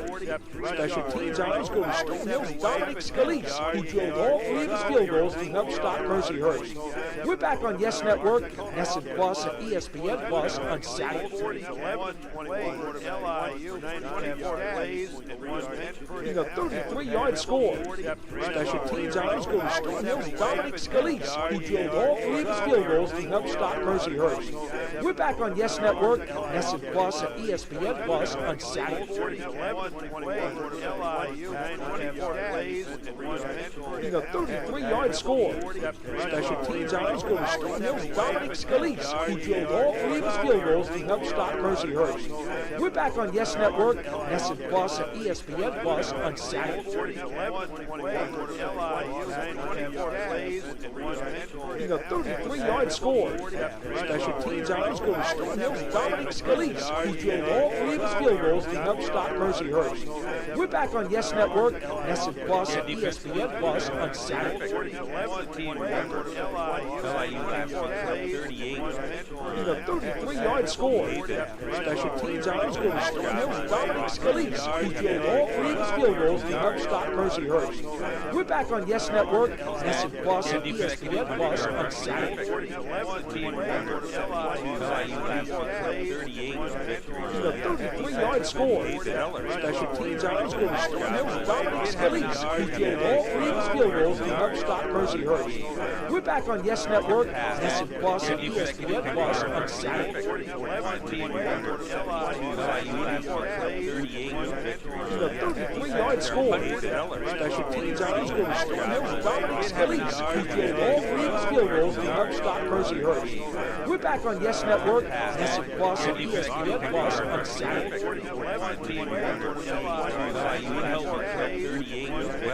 33-yard score. Special teams out score. Storm Hills dominates Phillies, who created all 3 of his field goals to help stop Percy Hurst. We're back on Yes Network, Listen Plus, and ESPN Plus on Saturday. 33-yard score. Special teams out score. Storm Hills dominates Phillies, who created all 3 of his field goals to help stop Percy Hurst. We're back on Yes Network, Listen Plus, and ESPN Plus on Saturday.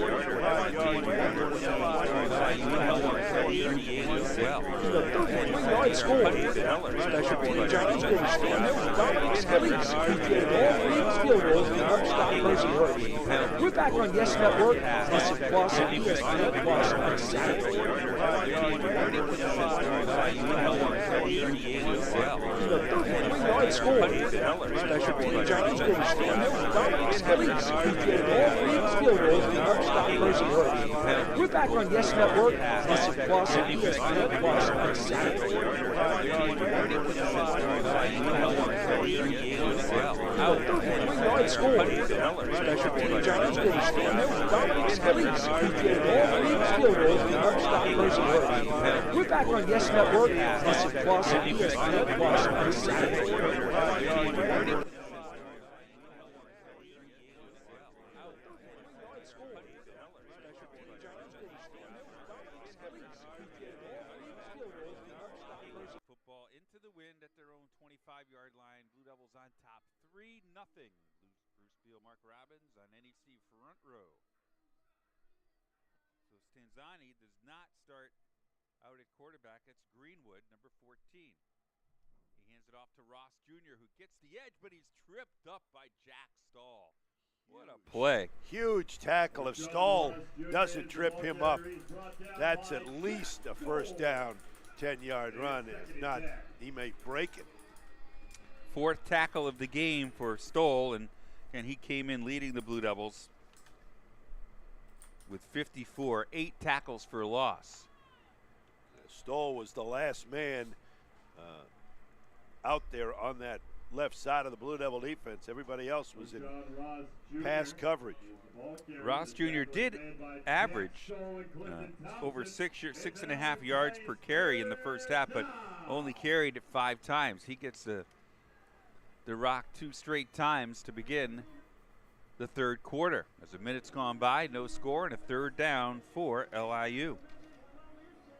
Blue Devils were terrific in the first half on 3rd down. LIU only 1 of 6 in the first half. Greenwood back to pass over the middle and out of the reach of the intended receiver. Evan Brooks. Well, a solid start yet again for the Blue Devil defense. The 3 and out, which you're looking for here.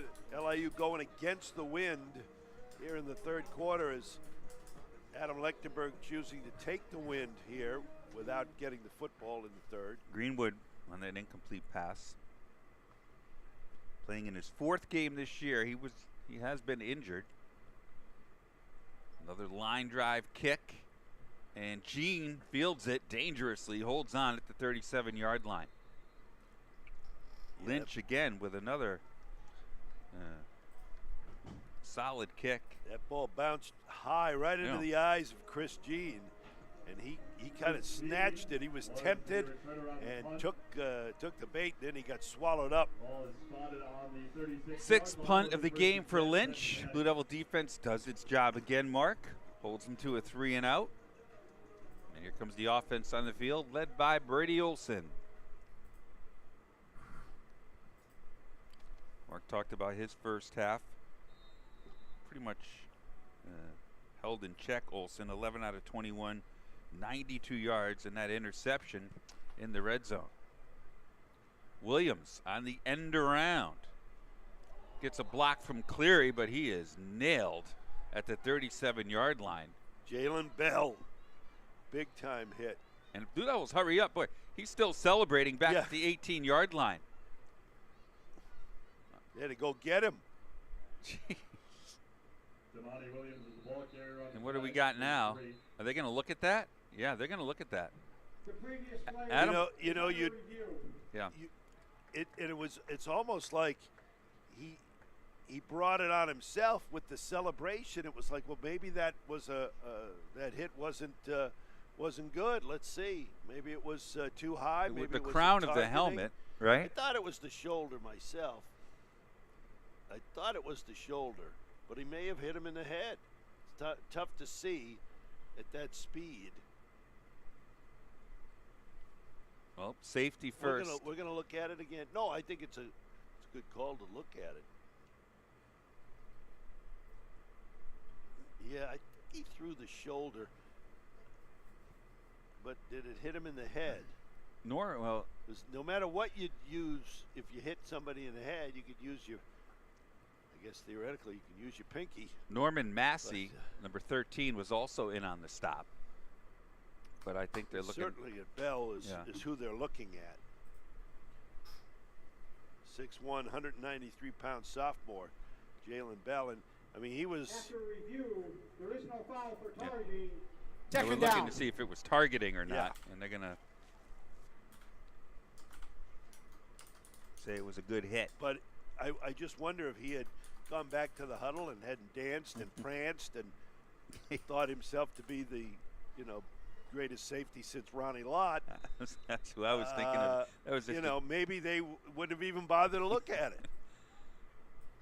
Act like you've been there before. A gain of 3. Williams in motion again, this time to the far side, and they throw it over the middle to the tight end Peter Cleary, who hauls in. Oh no, check that. That was Krafasi, number 18, who picks up 7 yards and a Blue Devil first down. A quick one from Brady Olson. Again, Central starting the third quarter with the wind at their back here at a root field. Gorgeous day, just a few puffy clouds.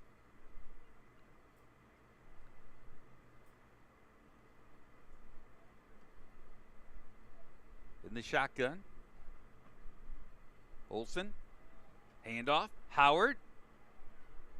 Trying to fight off the defender and goes out of bounds after a tough 6-yard gain for Elijah Howard.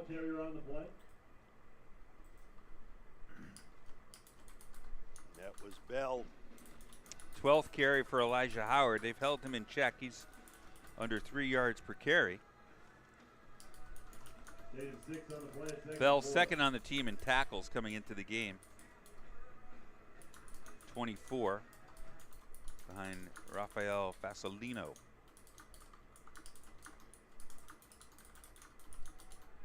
Olson steps up, gonna take off and spins his way. A whirling dervish to the 40-yard line and another Blue Devil first down. I think he learned that move from Elijah Howard. That was a heck of a spin move. Dancing with the quarterback. 11th first down of the game for the Blue Devils, and Brady Olson's been effective on the ground. That's his 5th carry. He's averaging over 7 yards per carry. Clock continues to run. Olson shotgun. Elijah Howard gets low and knifes his way inside the 40-yard line. Of course, the Blue Devils going with no huddle, as LIU has.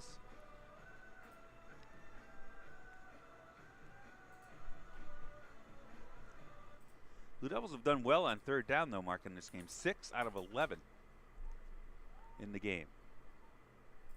On a 2nd down and 9, Ortega's in the game, number 1. They're looking his way, and he hauls it in. Ortega over the middle.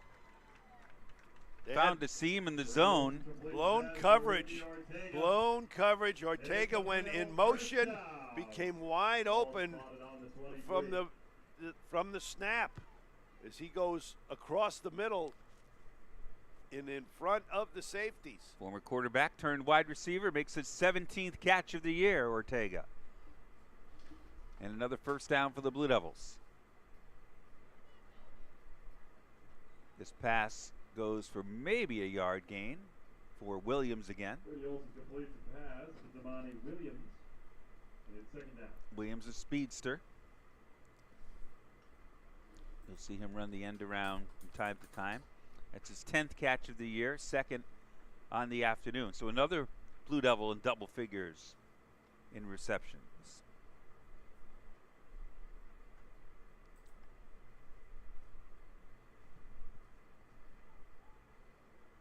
Olsen looking in the end zone and just throws it out of bounds.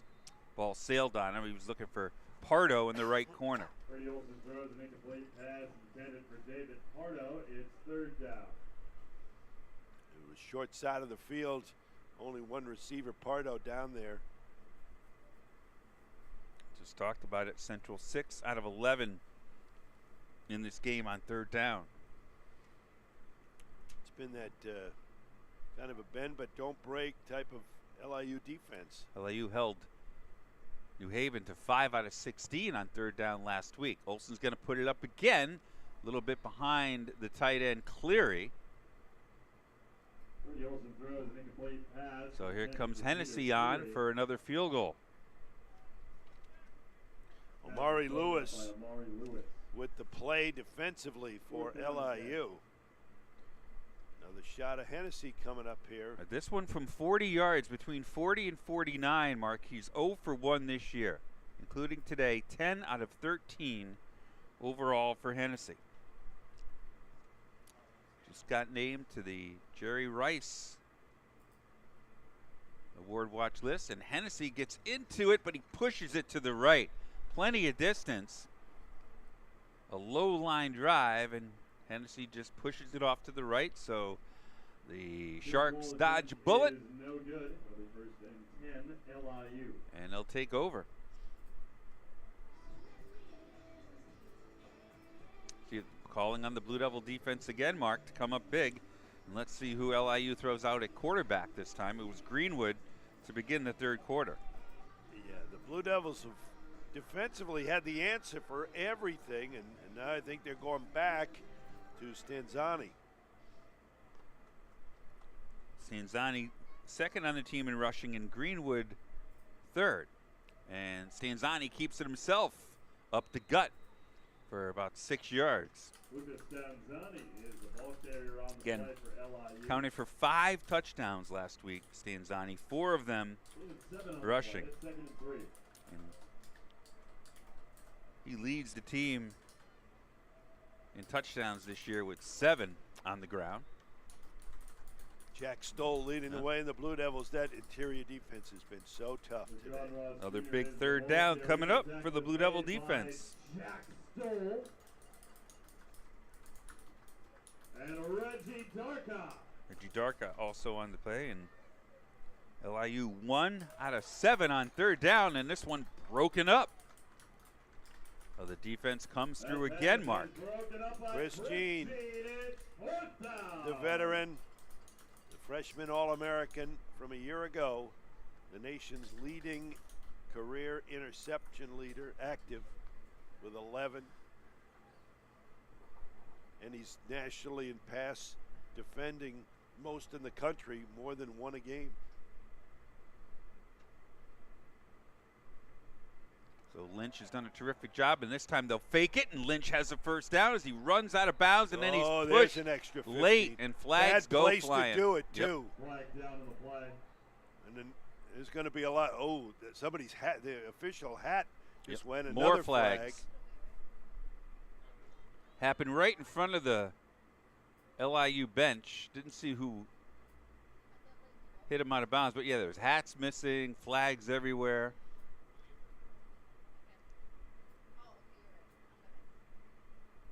One of the officials threw his hat up. I think it was the one who had already thrown his flag. I think there's going to be multiple fouls, probably against both teams. The Blue Devils are going to catch a bit of a break. Well, the first, if there's anything against LIU.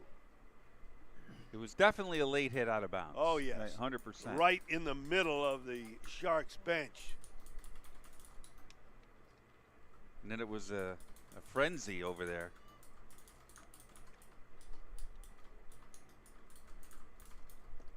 Well, the punter, you know, he has been looking. Well, Lynch, he's been running that way to his right, taking 7, 8 steps, and then letting it go. And he's looking to see, and there was an opening, and he got the first down.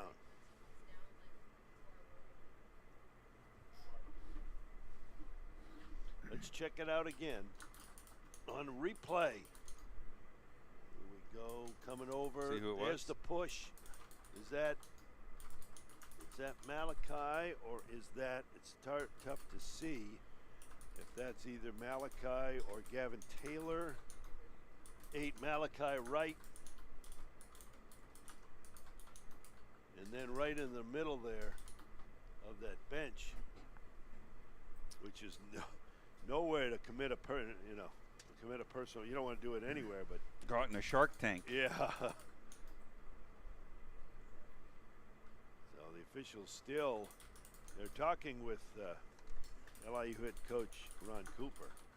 He's wouldn't be surprised if he's saying, but my guys just had to react. How can you call it? Here we go. The result of the play is a first down. After the play was over, personal foul, late hit number 8 of the defense, 15-yard foul.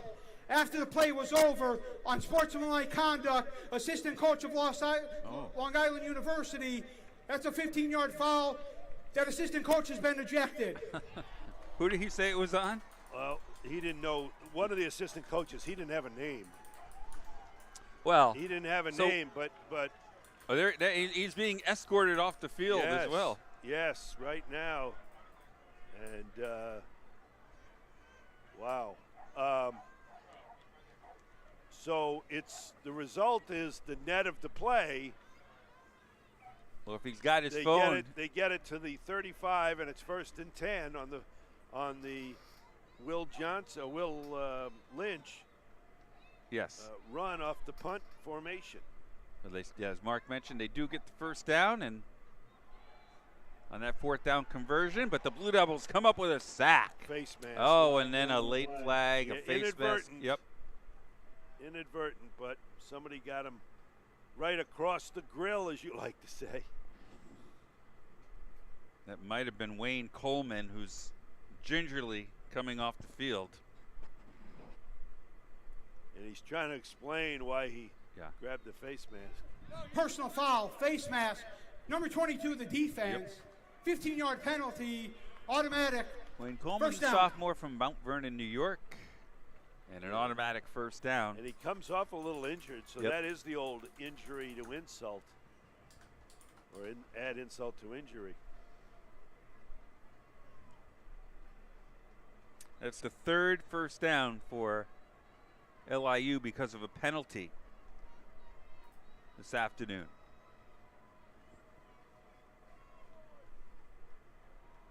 That's Greenwood keeping, and he fumbles. Now, and it's was he recovered down? by the Blue Devils. Was he down? Exactly.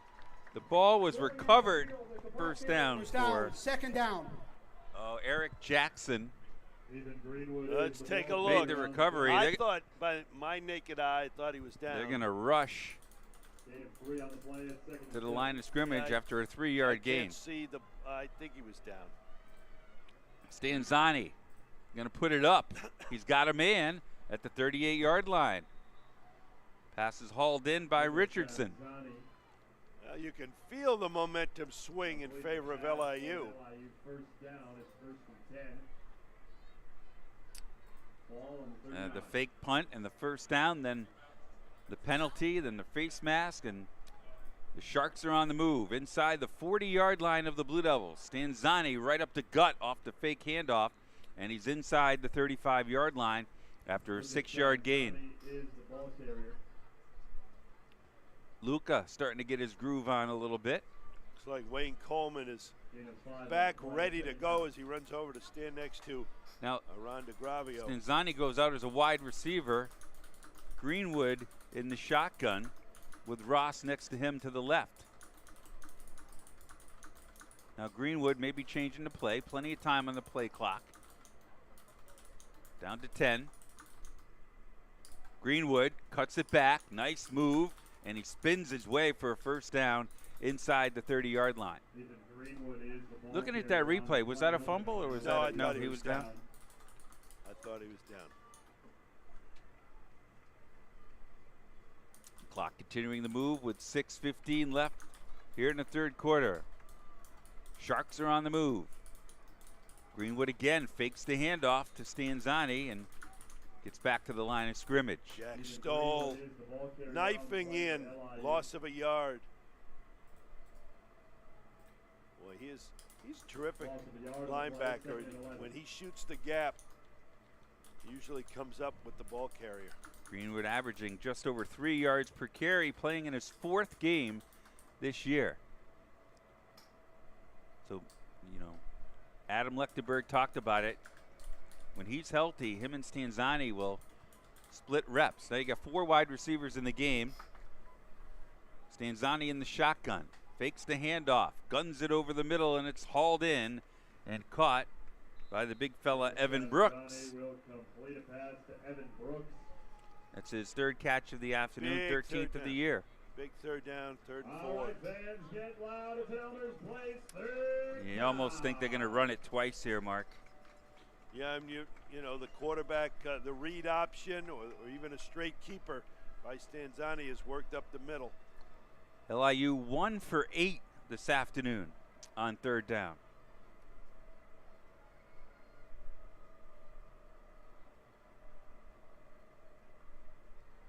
Stanzani puts it up. He's got a man open, and it's caught for a first down along the far side.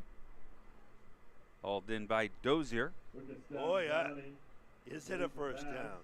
No. Oh, wow. Did they mark him short? They did. About a foot or so. Oh, they're going to go for it. No hesitation at all. Receiver was Jaden Dozier. Dozier short. Stanzani. Shotgun. Going to throw it again. And it's hauled in. Wow. A team that loves to run the ball. Concentration by Brooks. He bobbled it. He bobbled it at first. Look at it quickly on the replay. He had to readjust. Boom, boom. 6'4", 208-pound Evan Brooks. Back-to-back receptions and an LIU first down. They are in the red zone inside the 15-yard line. They can get to about the 4 for a first down. Stanzani rolling right again. Another quick throw and another catch by Brooks. Lucas Stanzani completes the pass to Evan Brooks. So 3 times in a row they go to Evan Brooks. Well, if it ain't broke. Ball is on the 5-yard line at 2nd down. 4th reception of the afternoon for Brooks. Now Stanzani comes out of the game and Greenwood comes back in for him. Maybe some type of option. They ran an option first play of the game with Stanzani.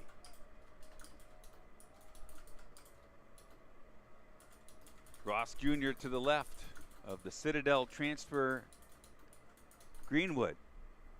They give it to Ross, and he bowls his way inside the 5-yard line down to the 3, and that'll be another first down for LIU. Marching against the wind. Exactly what Ron Cooper wants. Chew up the clock with the against the wind and then grab the lead going into the 4th quarter when you'll have the wind advantage.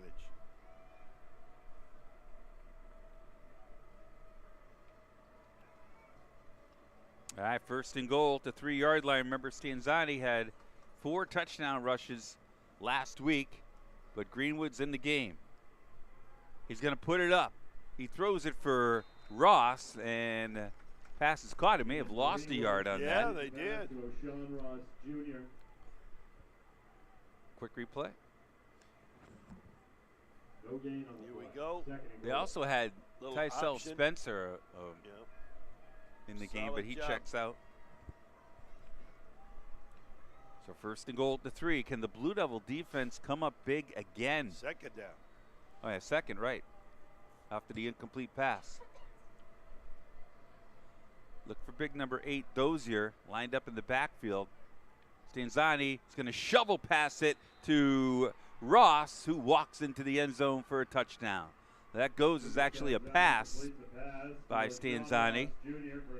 And with the extra point, LIU will take a 7-3 lead. You're right, Mark. That drive by LIU obviously started by the fake punt for a 1st down. Check out the formation, swinging gate.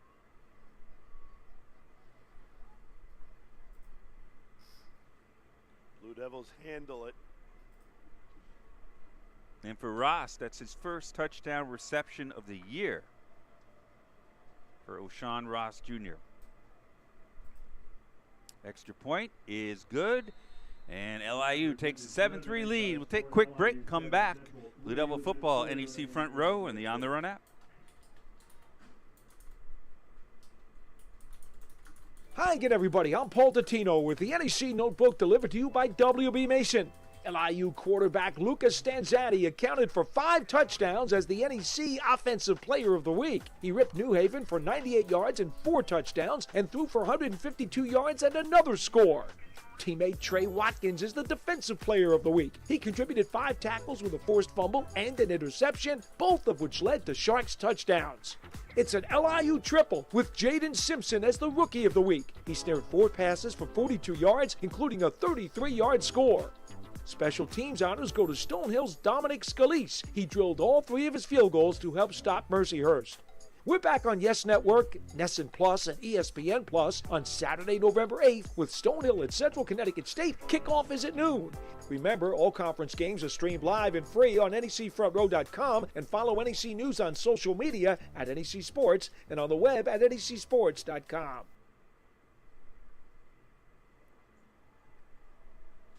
Trovarelli and Donovan Marcus deep for the Blue Devils. After that LIU drive, Mark, 16 plays, 77 yards, 7 minutes and 37 seconds, highlighted by the fake punt and the 1st down and also a Blue Devil penalty. This is going to be Marcus. Ball gets caught up in the wind. Marcus gives the Blue Devils decent field position out to the 31-yard line. That ball almost stopped in the wind. Yeah. Marcus had to creep up. Did a nice job. Bruce, Blue Devils with a minute 34 with the wind. Yeah. Heading toward the 4th quarter and facing adversity and a deficit for the first time today.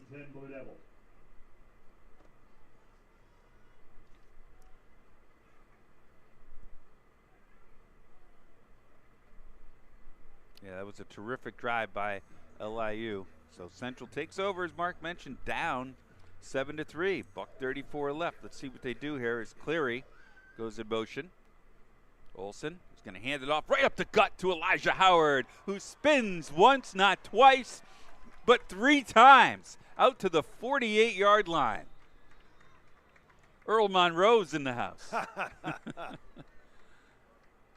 Wow, what a run, what a burst up the middle from Elijah Howard. Oh, and he's my vertigo would have kicked in right there. Yes, I got dizzy watching him. Spinning 3 times, but we've got a. That's Elijah Howard. Is that Elijah? Yeah, he's limping off the field. It's going to be injury timeout. He tried to make his way off the field. You know, he's been battling that. He's got him right now, so. He's been battling that foot. Well, Central's going to be charged a timeout. He tried to get off the field. Yeah. That's the new rule. And Adam Lechtenberg is pleading his case, saying, why would my guy go down when we're trying to run tempo? Yeah. And it's not a good rule. I don't like it. They're trying to eliminate, guys on the defense flopping for not just they're trying to LIU's defense. They're trying to eliminate it from becoming a soccer game is what they're doing. Right. And having defenses slow down the momentum. So he's saying, why would my guy, well, we want to go and he's trying to get off the field. It shouldn't be a penalty. Under the letter of the law, the rule, it is, but they've got to rework it somehow or eliminate it, because it happens all over the country every week now. It's a brand new rule instituted this year.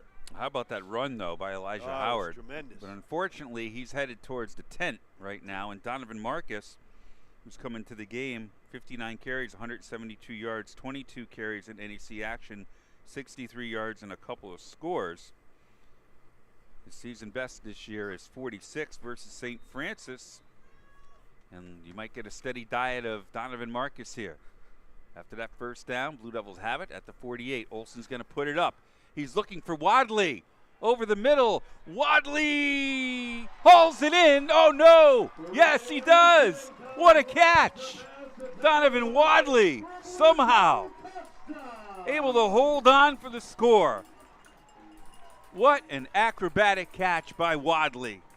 And the Blue Devils, with the wind at their back, Mark, took a shot, and Brady Olsen let it fly, and Wadley with a spectacular grab. Oh, my goodness, and you stole my line.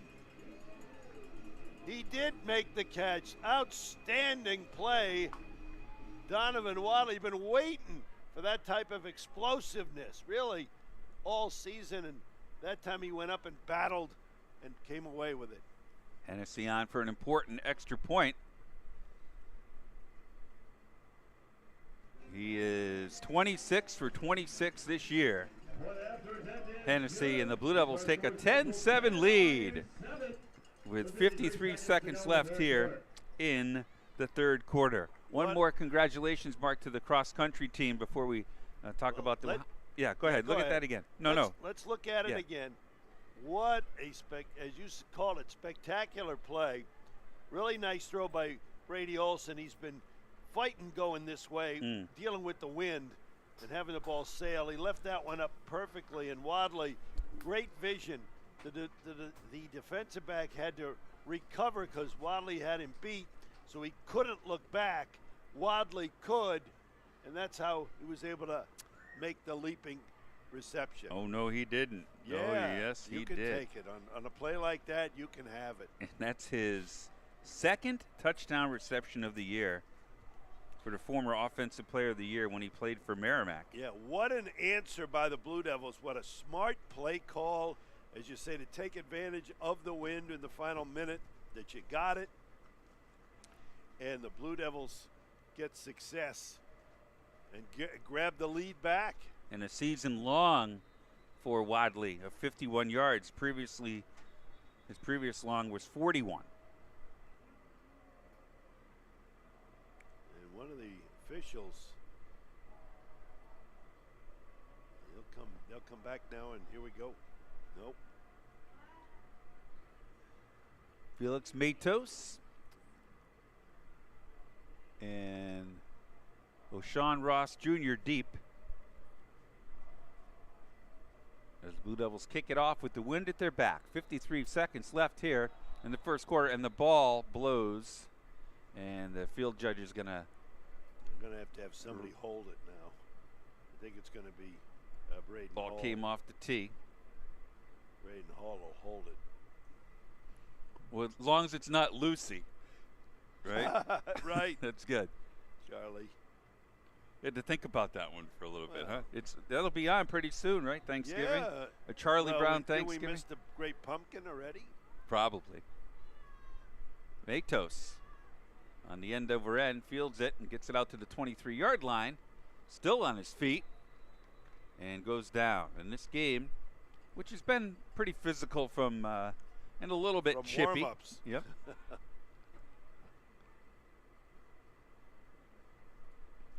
So 44 seconds left. Huge play by the combination of Olsen and Wadley gives the Blue Devils a 10-7 lead. It was 3-0 Central at the half. LIU with a 7-minute and 37-yard touchdown drive took the lead, but then the Blue Devils answer right back. 2 plays, 69 yards, 41 seconds on the hookup from Wadley. Stanzani in at quarterback. Hands it off to Greenwood, who runs out of bounds to the right. Again, both Greenwood and Stanzani splitting time at the quarterback position. They're going to have to run one more play. There's a 1 second differential between the game clock and the play clock.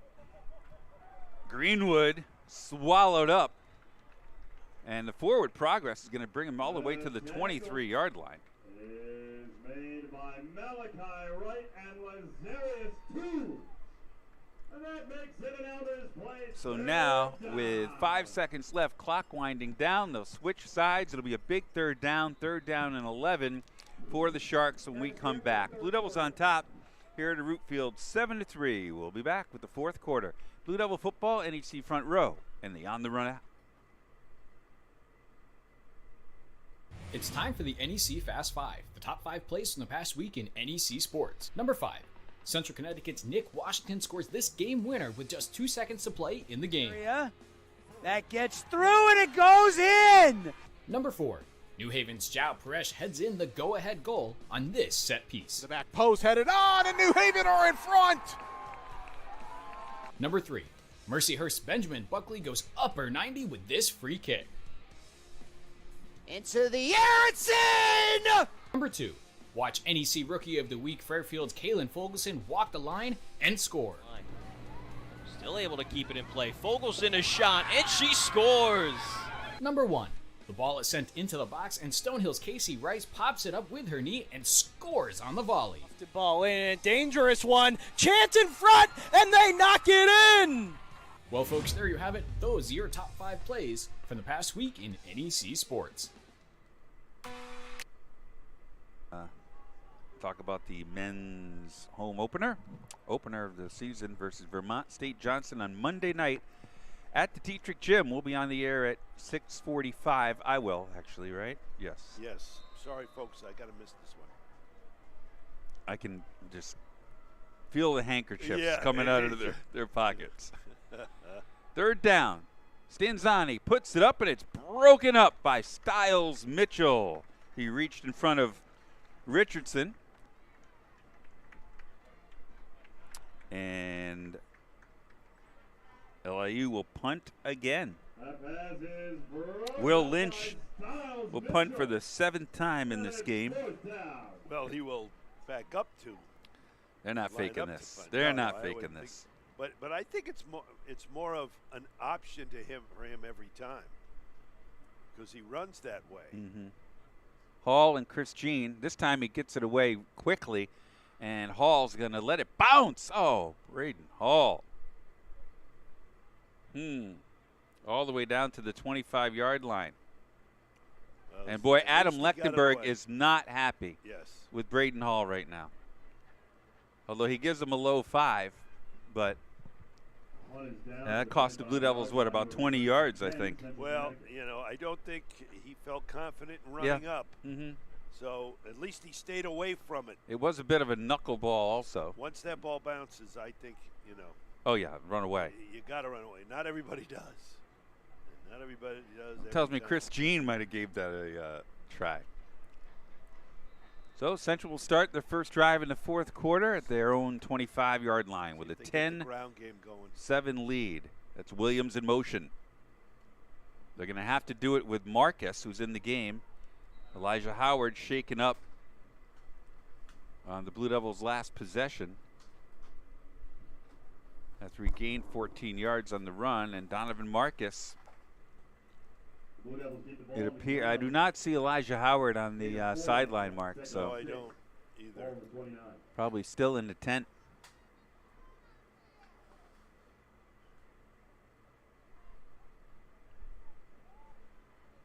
Four-yard gain for Marcus.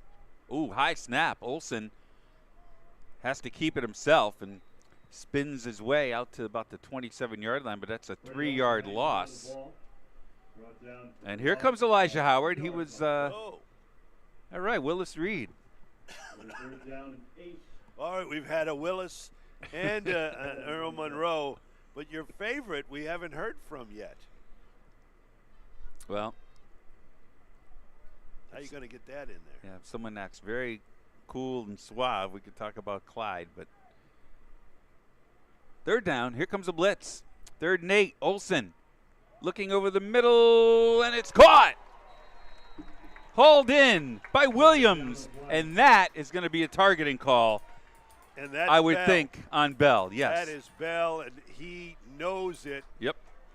He is let me tell you something. Damian Williams is lucky that Bell didn't connect with him because he was a heat-seeking missile. That was a great throw, huh? Catch, great throw, and a tough catch. And we will look at it again. The result of the play is the catch.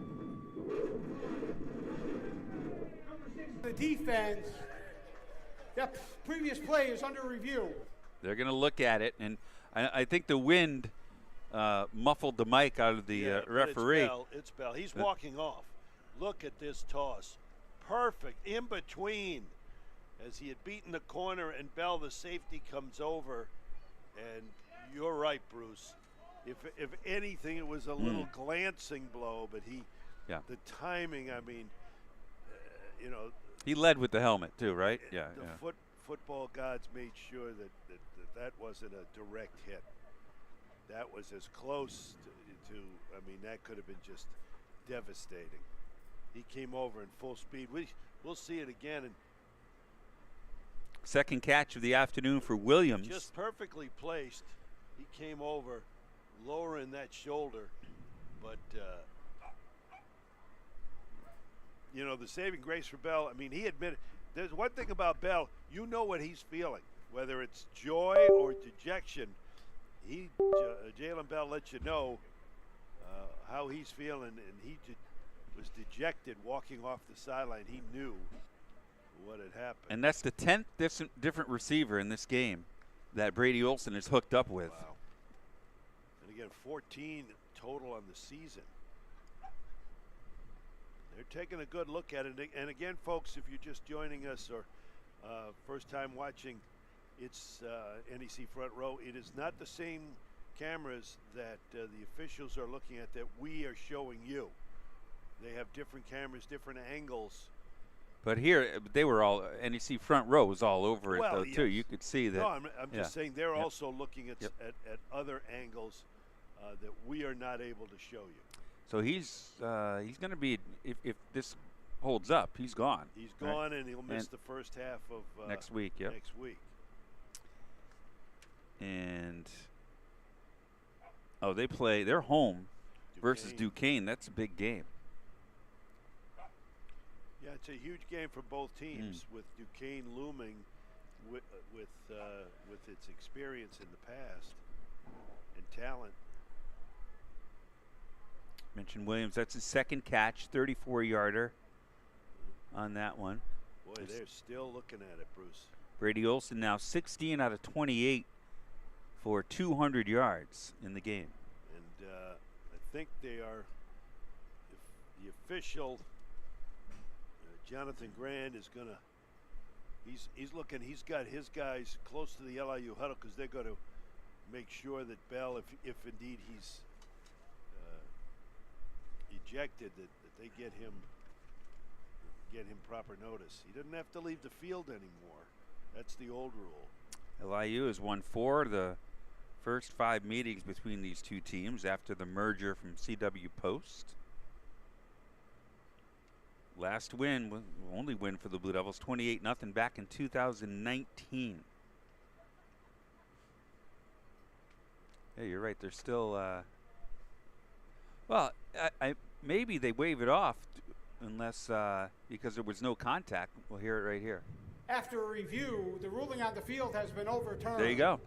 Still be first down, Central Connecticut. They overturn it because there was probably no contact, right? Well, or maybe like he led with the shoulder. A little glancing blow, or he didn't hit him in the helmet. Led with the shoulder, didn't hit him in the head. Then it's not targeting. But anyway, what a wonderful catch. Everybody agree with that here in that. Our peanut gallery, as you call it. Elijah Howard back into the game, and Elijah stutter steps his way for a yard or two. inside the 40-yard line. Michael Trovarelli comes in. Damani Williams, who made that terrific catch, exit. So, good news for LIU as Jalen Bell remains in the game. Trips to the right, ball on the left hash.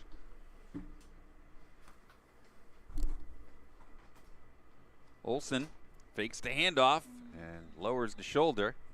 And Bell tripped him up, and he lets you know about it.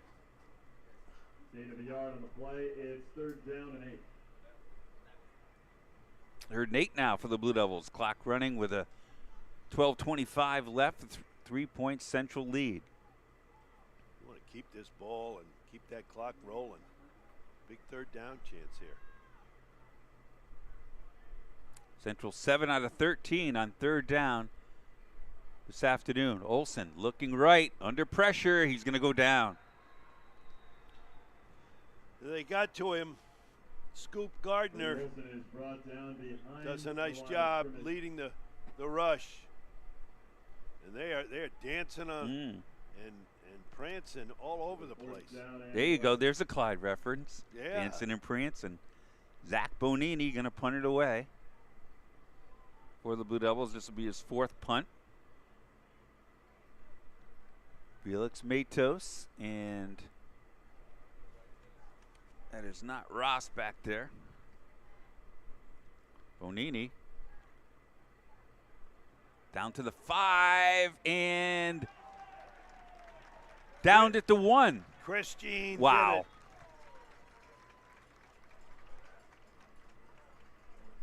And it's going to hold up, Mark. Great play. What a play by Chris Jean. Great job. Bonini dropped the ball on the point. And Jean did a nice job. Wow, Great terrific job staying out of the end zone and saving it. Well, with the wind at their back, though, they're backed up to the 1 yard. It's basically almost inside the 1 yard line, Mark. Fantastic job by Bonini and, of course, Chris Jean. Stanzani in the shotgun. Ross Jr. behind him. Ross Jr. waits for his blockers and gets some breathing room out to the 7 yard line. They're going to mark him at the 6. He just lowered and snuck right behind his left guard, Donnie Harden, at 6 foot, 323 pounds. The biggest offensive lineman that they start, and they got some yardage. They got some experience on there. Their center is Grayson Lewis, the grad student, and now another 1st down for the Sharks all the way out to the 15 yard line on 2 plays.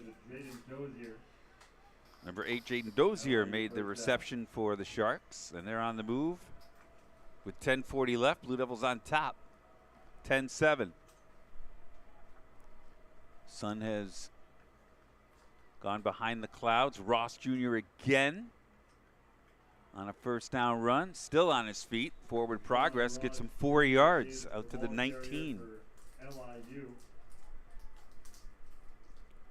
And this is their game. They've got some big, long wide receivers, Mark, but, you know, they like to run the ball. No, they do. 272 yards last week against New Haven. I thought the wide receiver might have been offsides there. Stanazzi's going to put it up, and he hooks up down to the 40 yard line. Well, a little bit of rhythm now for the Sharks. They have started it inside the 1 and Jaden Simpson, sorry, Mark. Jaden Simpson makes his 1st catch of the afternoon. He had 4 catches and a touchdown last week. Stole on a blitz, Bruce. And he's fired up. Jack Stoll came right up the gut from his middle linebacker spot to make the ankle tackle.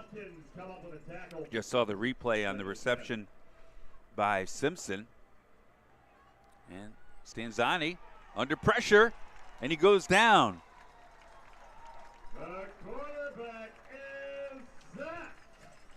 I don't know who got him first, but Sherrod Watkins Lazarius Toombs, I thought, was in there also, the freshman from Philadelphia. He put the initial pressure. Yep. And Stanzani stepped up right into Watkins' arms. Big play all the way back to the 32-yard line, and now a 3rd down and 18 after that sack. Look at Stoll faking the blitz. Yep. Now they back up. Stanzani under pressure. He's going to put it up. He's got a man wide open at midfield. That was Richardson who made the grab and a conversion on 3rd down. That's a backbreaker. An absolute backbreaker for the Blue Devil defense, forcing Stanzani out of the pocket. Yeah. He does a nice job, though, finding his open man. Only the 2nd conversion on 3rd down. They were 1 for 10 before that one, and this pass goes incomplete.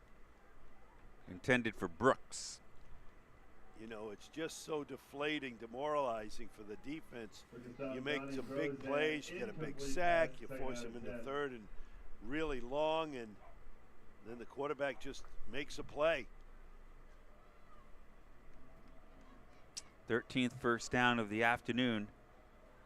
6 in the air and 5 rushing and 2 penalties for LIU. After that incomplete pass, 2nd down and 10. Stanzani on the keeper. He ran the option and picked up about 10 yards for a 1st down. Lazarius Toombs with the stop, but a great plays in by the quarterback just to, you know, on the option, read it. Stanzani found room around that left side. Yeah, he had a big hole that time. He was able to pick up, they'll give him 11 yards down to the 38-yard line of Central Connecticut. 7.5 remaining, 2 timeouts remaining for the Blue Devils. LIU with all 3. End around and pushed out of bounds. Hopefully not too late.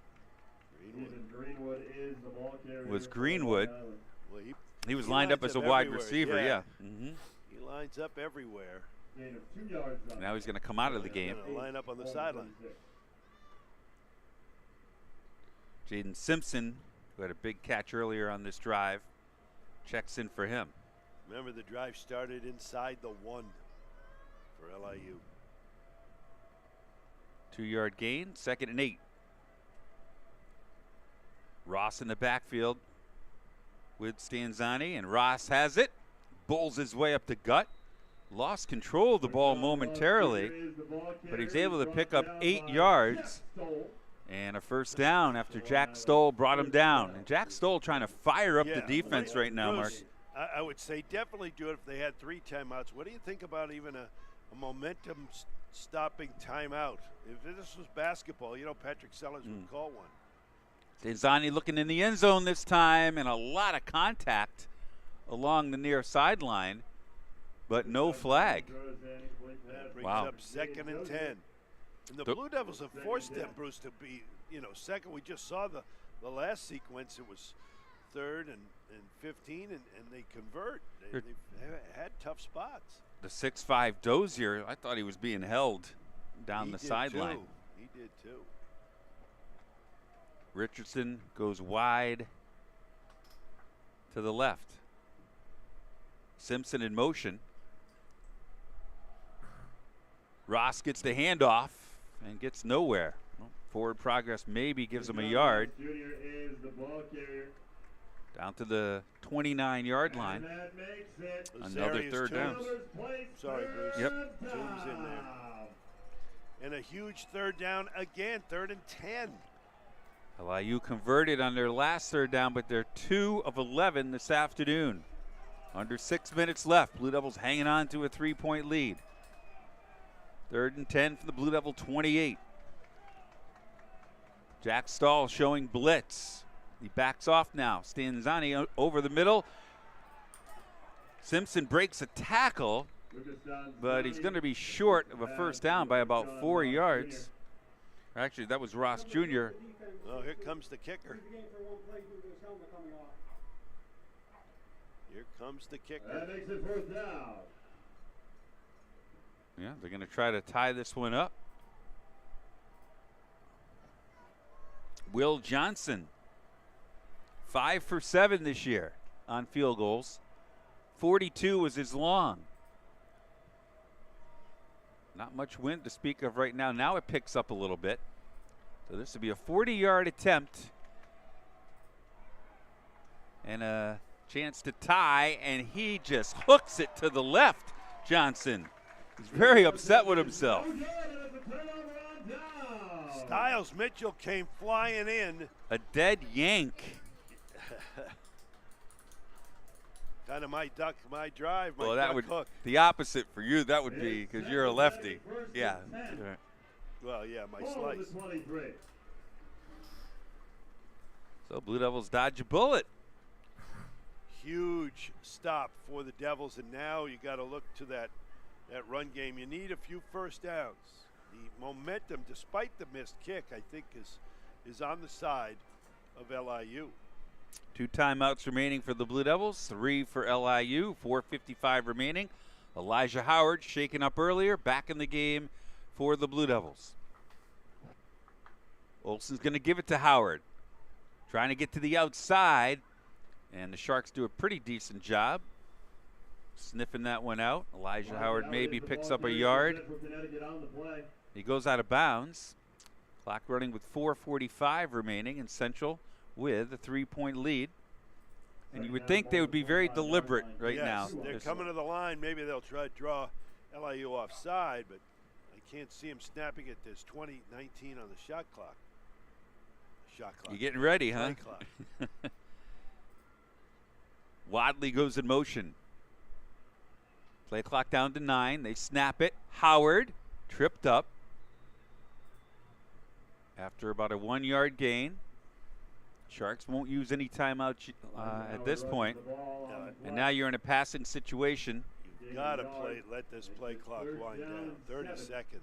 Marcus and Williams come into the game. Marcus lines up to Olsen's left. Joe Crafassi at the top of the screen. There's the offside. They tried to draw him offsides, and they did. Of course, LIU is saying it's on the Blue Devils. False start. And it is. Number 26 of the offense. Wow. 5-yard penalty. Wow, it goes Third on down. the wide receiver, Damani Williams. That backs him up even more. Paul Marsh comes in. Here's Ortega also coming into the game. Cleary leaves. Yep, pushes him back 5 yards, makes it 3rd down and 12 now with 3:45 remaining in the clock running. Still 18 on the play clock. You can try to get some positive yards and give Bonini some space to punt it. Looking for Crafassi and a little bit behind him. Olsen had to get rid of it pretty quickly. Going to give LIU the ball back, 3.5 to play. And the redshirt freshman Zach Bonini on to punt. He's going to have to back up to his 5-yard line.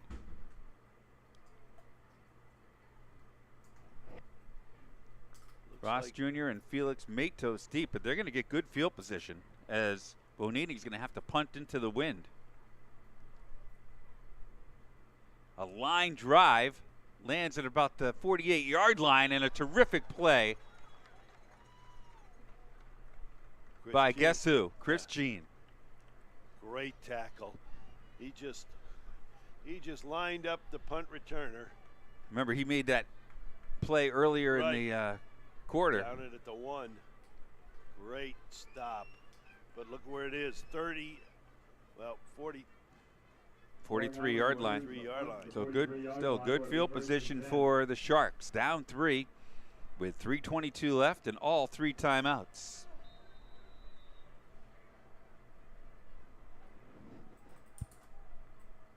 Greenwood lines up in the backfield, and they hand it off to Ross Jr. Back to the line of scrimmage he goes as we approach the 3-minute mark. Malachi Wright comes through, slicing through. No gain whatsoever. Now Greenwood departs, and Jaden Simpson comes in for him. Ross Jr. to the right of Stanzani. Stanzani throws it far side. Passes hauled in.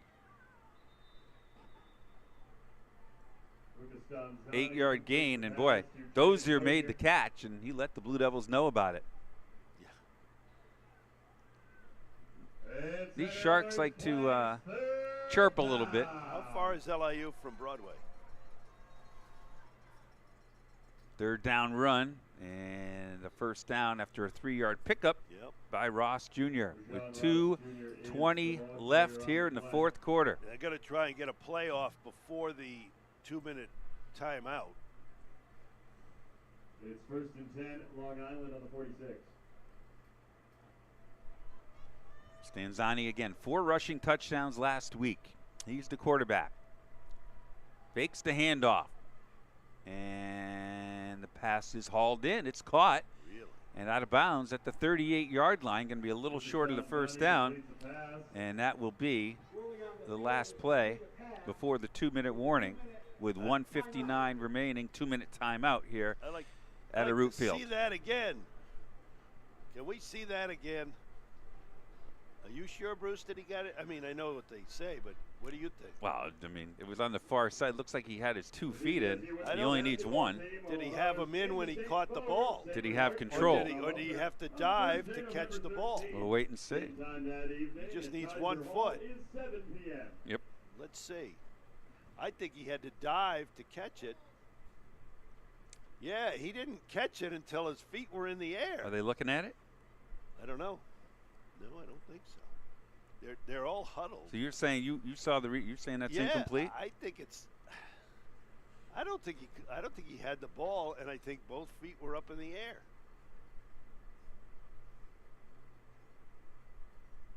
As you mentioned, there's a huddle going on. 2 minutes left. 10-7. Blue Devils on top, looking to win. Looking to remain undefeated in conference play. 5-3 overall, 3-0 in the NEC. LIU, a loss here really. That's it for LIU. Really gives them no chance to win the Northeast Conference with the 3 losses. Even 2 is a stretch. Well, it would be 3, and the Blue Devils would only have 3 chances to lose. So if they couldn't. There would be 4 behind the Blue Devils. Will Johnson missed a 40-yarder earlier in this quarter to tie the game. LIU with all 3 timeouts. 2nd down and 2. Ross in the backfield.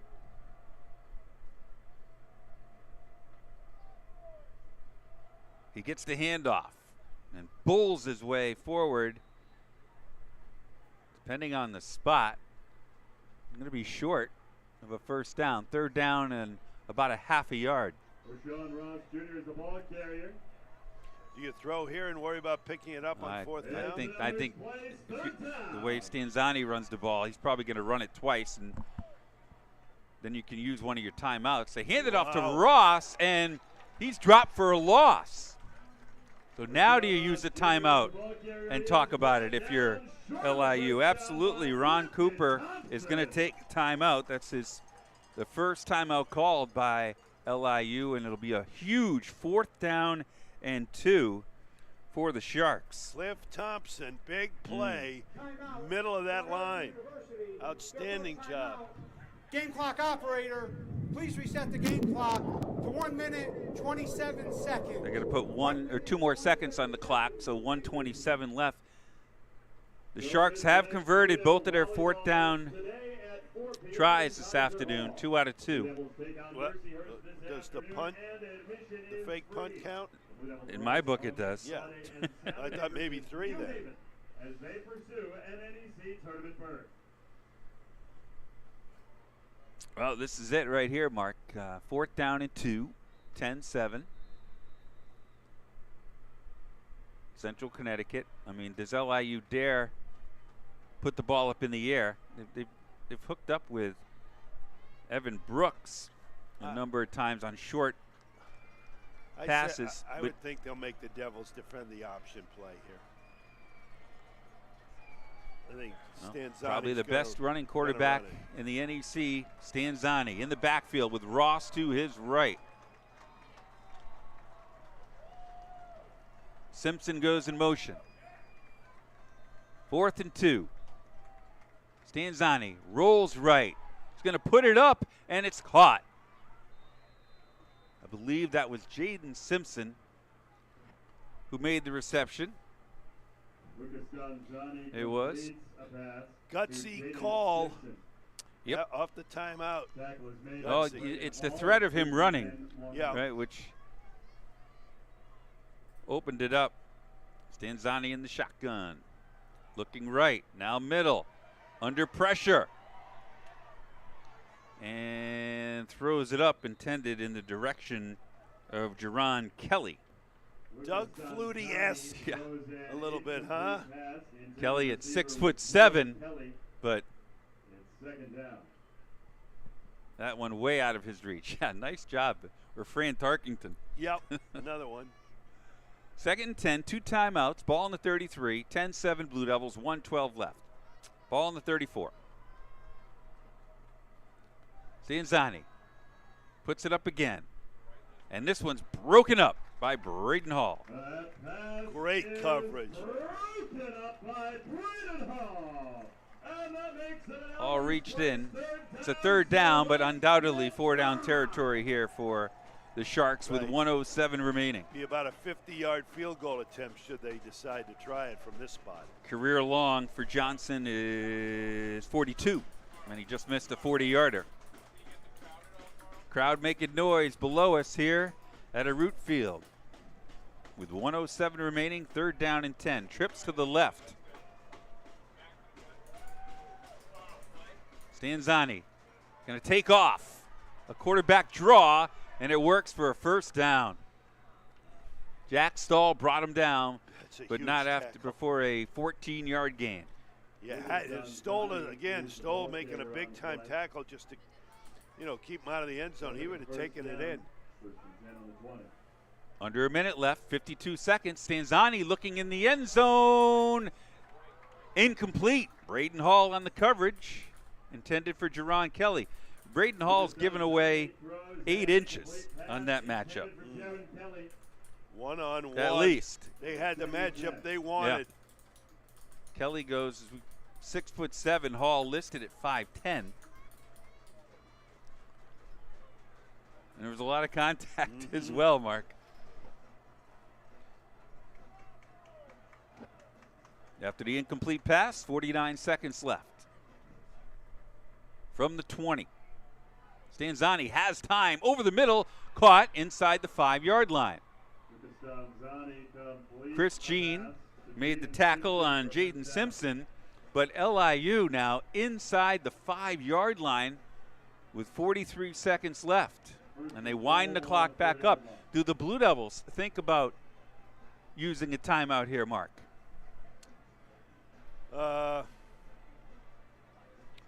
No. I think it looks to me it's going to be one play and then the field goal unless it's I would be shocked. Why wouldn't you try to win the game here if you're LIU?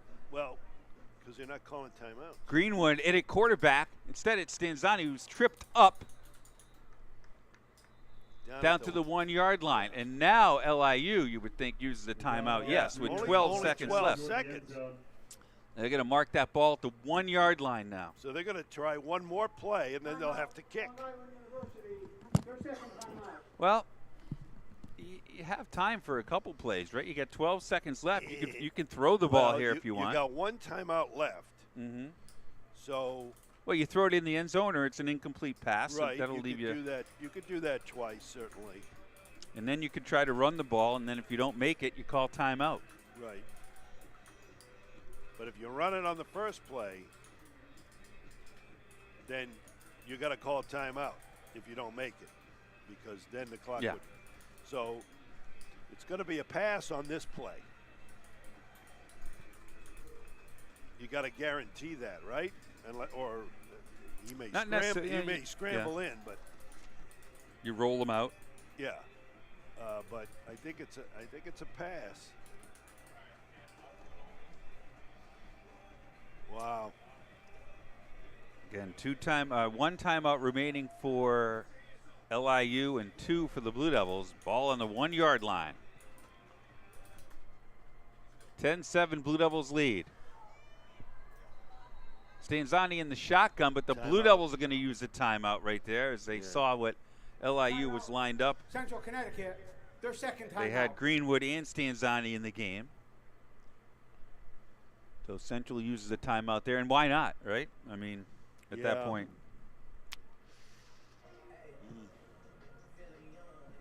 I can smell the wood burning right now. All your thoughts. It's a lot of cobwebs up there with that wood. What? I mean, I was just thinking back, not now, but back when there were 20 or 30 seconds to go when the ball was first at the 4, first down. Do you even let them in to try to have a little bit more time to counter? But I don't think so.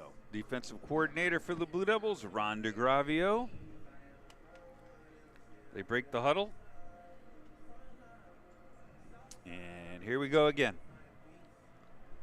12 seconds left. 3-point Blue Devil lead. Second down and goal from the 1. Central trying to hang on and go 4-0 in the NEC. Stanzani alone in the backfield. Takes the snap. He pitches it to Greenwood, who's going to throw it, and it's incomplete. They tried a little trickery, one quarterback to the other, and that ball may have been deflected, and now on third down. I think you got to kick it here. I know am there's shocked. 7 seconds. I'm shocked they didn't try to bull it in. I mean, know there are 7 seconds, but. No, one more play. All right. They do have the timeout. So now it's going to be a run. Third down. Now it's going to be a run. I knew it was a pass, that play. It's going to be a run up the middle. They're going to have to call timeout if they need to. Brooks and Richardson at the bottom of the screen. That's Greenwood, the quarterback, and Central's going to use their final timeout with 7 seconds left. Central Connecticut, their third and final timeout of the game. Bruce, I mean, I suppose you can throw. You have a timeout to go, but I smell a run. Yeah, I was up the middle, sort of, and you get in, great, you win, and if you don't, I think that was Chris Jean on the coverage too. If he turned around a little earlier, you might have had a shot at an interception. But you got these really big receivers here. Yeah. For well, Brooks the razzle dazzle. Yeah. I mean, Kelly's 6'7", Dozier's 6'5". I don't see it. I don't see why you do all of that. It's the closest play is a direct. The way to get in the end zone is on a direct line, and you're doing all of this. You burned 5 seconds off the clock, also. I mean, let your quarterback throw. Again, with the way they run the ball, Yeah. with Ross and Stanzani and Greenwood, I think I'm it's shocked they didn't run it earlier. And I think they will here. And look, they got 2 backs. Yes. 2 tight ends. That's number 42, Keith Bork in the game. Stanzani's going to throw it, and it's tipped by Jean and incomplete. Wow. It doesn't matter, really, if there's pass interference. And I guess they're going to try to tie it, but how about having the ball on the 1-yard line with the way you run the ball? Yeah, and you don't run 2 straight plays. I think they outthought themselves. Yeah. They did too much. It was too much. Will Johnson, with the miss earlier here in the quarter, a 40-yarder, is now 5 for 8 on the year. This for the tie. Kick is blocked! It is blocked by the Blue Devils! Are you kidding me? And they storm a root field. A little chip shot, and the Blue Devils reject it. That is just wild. you go from thinking you're going to lose this game, Mark, when the ball's on the 1 yard line and not sure who blocked it. Who came through? Somebody from that left side. Was that Stiles? It might have been Stiles Mitchell from the left of the defensive formation. Look at it again. We'll set it up for you a few times. Central Connecticut 10, Long Island 7. That was just Here we go. Watch. Well, and there's a lot of the chirping. Inside guy. The inside guy was that Jack Stoll. Jack Stoll. Incredible. And the coaches from both teams are trying to get the players off the field because there was chirping as we talked about it during pregame. There's a lot of chirping going on now. Now they separate. But, wow. That was indeed Jack Stoll with the rejection. And the Blue Devils go from, well, LIU goes from the jaws of victory to the jaws of defeat, the Sharks. Unreal. And we questioned the play calling on 2nd and 3rd down before the kick. I'm just shocked they didn't run the ball, the way they run the ball. Shocked. Like you said, they probably outsmarted themselves. And they tried the trickery. They just outthought of it. They outthought the situation. We'll take a breath and wrap it up from a root field in a wild one. 10-7, the Blue Devils prevail. Blue Devil football on NEC Front Row and the On the Run app.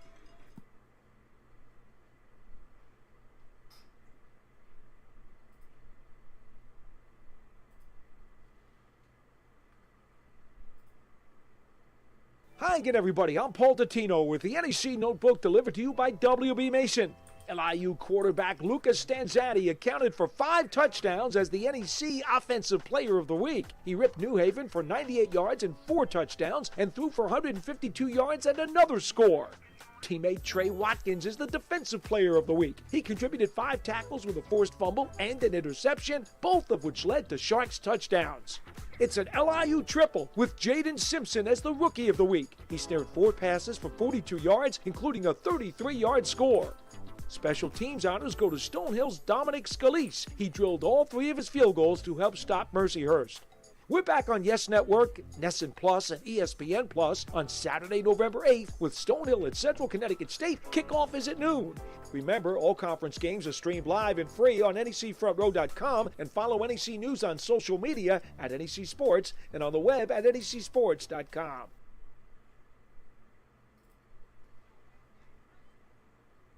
Well, in a game, Mark, that didn't have a lot of offense, it was kind of sloppy at the beginning, a little chippy, some penalties, even the first 3 quarters. But the 4th quarter, a wild one, and the Blue Devils on a blocked field goal attempt from what was that? 18 yards? The 1, 7. Jack Stoll comes knifing in, gets the big right hand up and blocks the field goal, and the Blue Devils hang on and go to 4-0. Hey everybody, if you're watching on YouTube, we're going to switch over the feed after the post game to the New Mexico game versus UNLV. So I'm going to temporarily stop the YouTube stream. It'll be on the same stream key, so I think you guys might just need to refresh. I'm doing that just in case people have on notifications for the upcoming UNLV 6-1 running Rebels versus the 5-3 New Mexico Lobos. So I'll get out of the way for now, let them finish up, and then we'll switch gears on our college football doubleheader. If you're on Twitch, you're good to go. We're just going to I understand trying to run as many plays as you can and try to get a touchdown, but the strength of your team, strength of your team is running the football, right? With Ross and Stanzani and Greenwood, and then they try that reverse to Greenwood throw. Again, it was almost picked off. It was deflected. It was just I'm shocked they didn't try to run the ball. If you're getting on that bus and going back to LIU, you're thinking, like, you must be saying, why didn't we run the ball at least once or twice, right? From the 1 yard line. They'll join the Seattle Seahawks in wondering why they didn't run the football at the 1 or 2 yard line. Yeah, but forever Marshawn Lynch. Well, he wasn't that strong though, Marshawn Lynch. No, right? he wasn't. Yeah, right. He wasn't good on the inside. Don't bring that up, will you? All right, so again, here at Root Field, Blue Devils hang on and go to 4-0 in the conference, defeating LIU 10-7. Up next for LIU, they'll be home taking on Duquesne. Hopefully they'll be in a bad mood, LIU, right? Well, I mean, they're capable. Yes. I mean, the way they run the ball, and they've got these big receivers, but Adam talked about it. He knew it was going to be a close game. They're as good as anybody in this league, LIU. And the Blue Devils will be home to Stonehill, and that game will be on ESPN Plus. Paul Dottino. Yes, and Network, I believe. Yeah, as that well, too. and Yeah. Nesson. Oh, all three, huh? Yeah. All right. So ESPN Plus, yes, and so we won't be on the air until November 22nd versus Mercyhurst, where hopefully that game means a ton. Stonehill, obviously, one game. It will. You would hope, yeah. And then the big game, November 15th at Duquesne, and then again our final football broadcast here, November 22nd on NEC Front Row. But I'll catch you on Monday night, where the Blue Devils take on Vermont State Johnson at the Dietrich Gym in the opener for the men.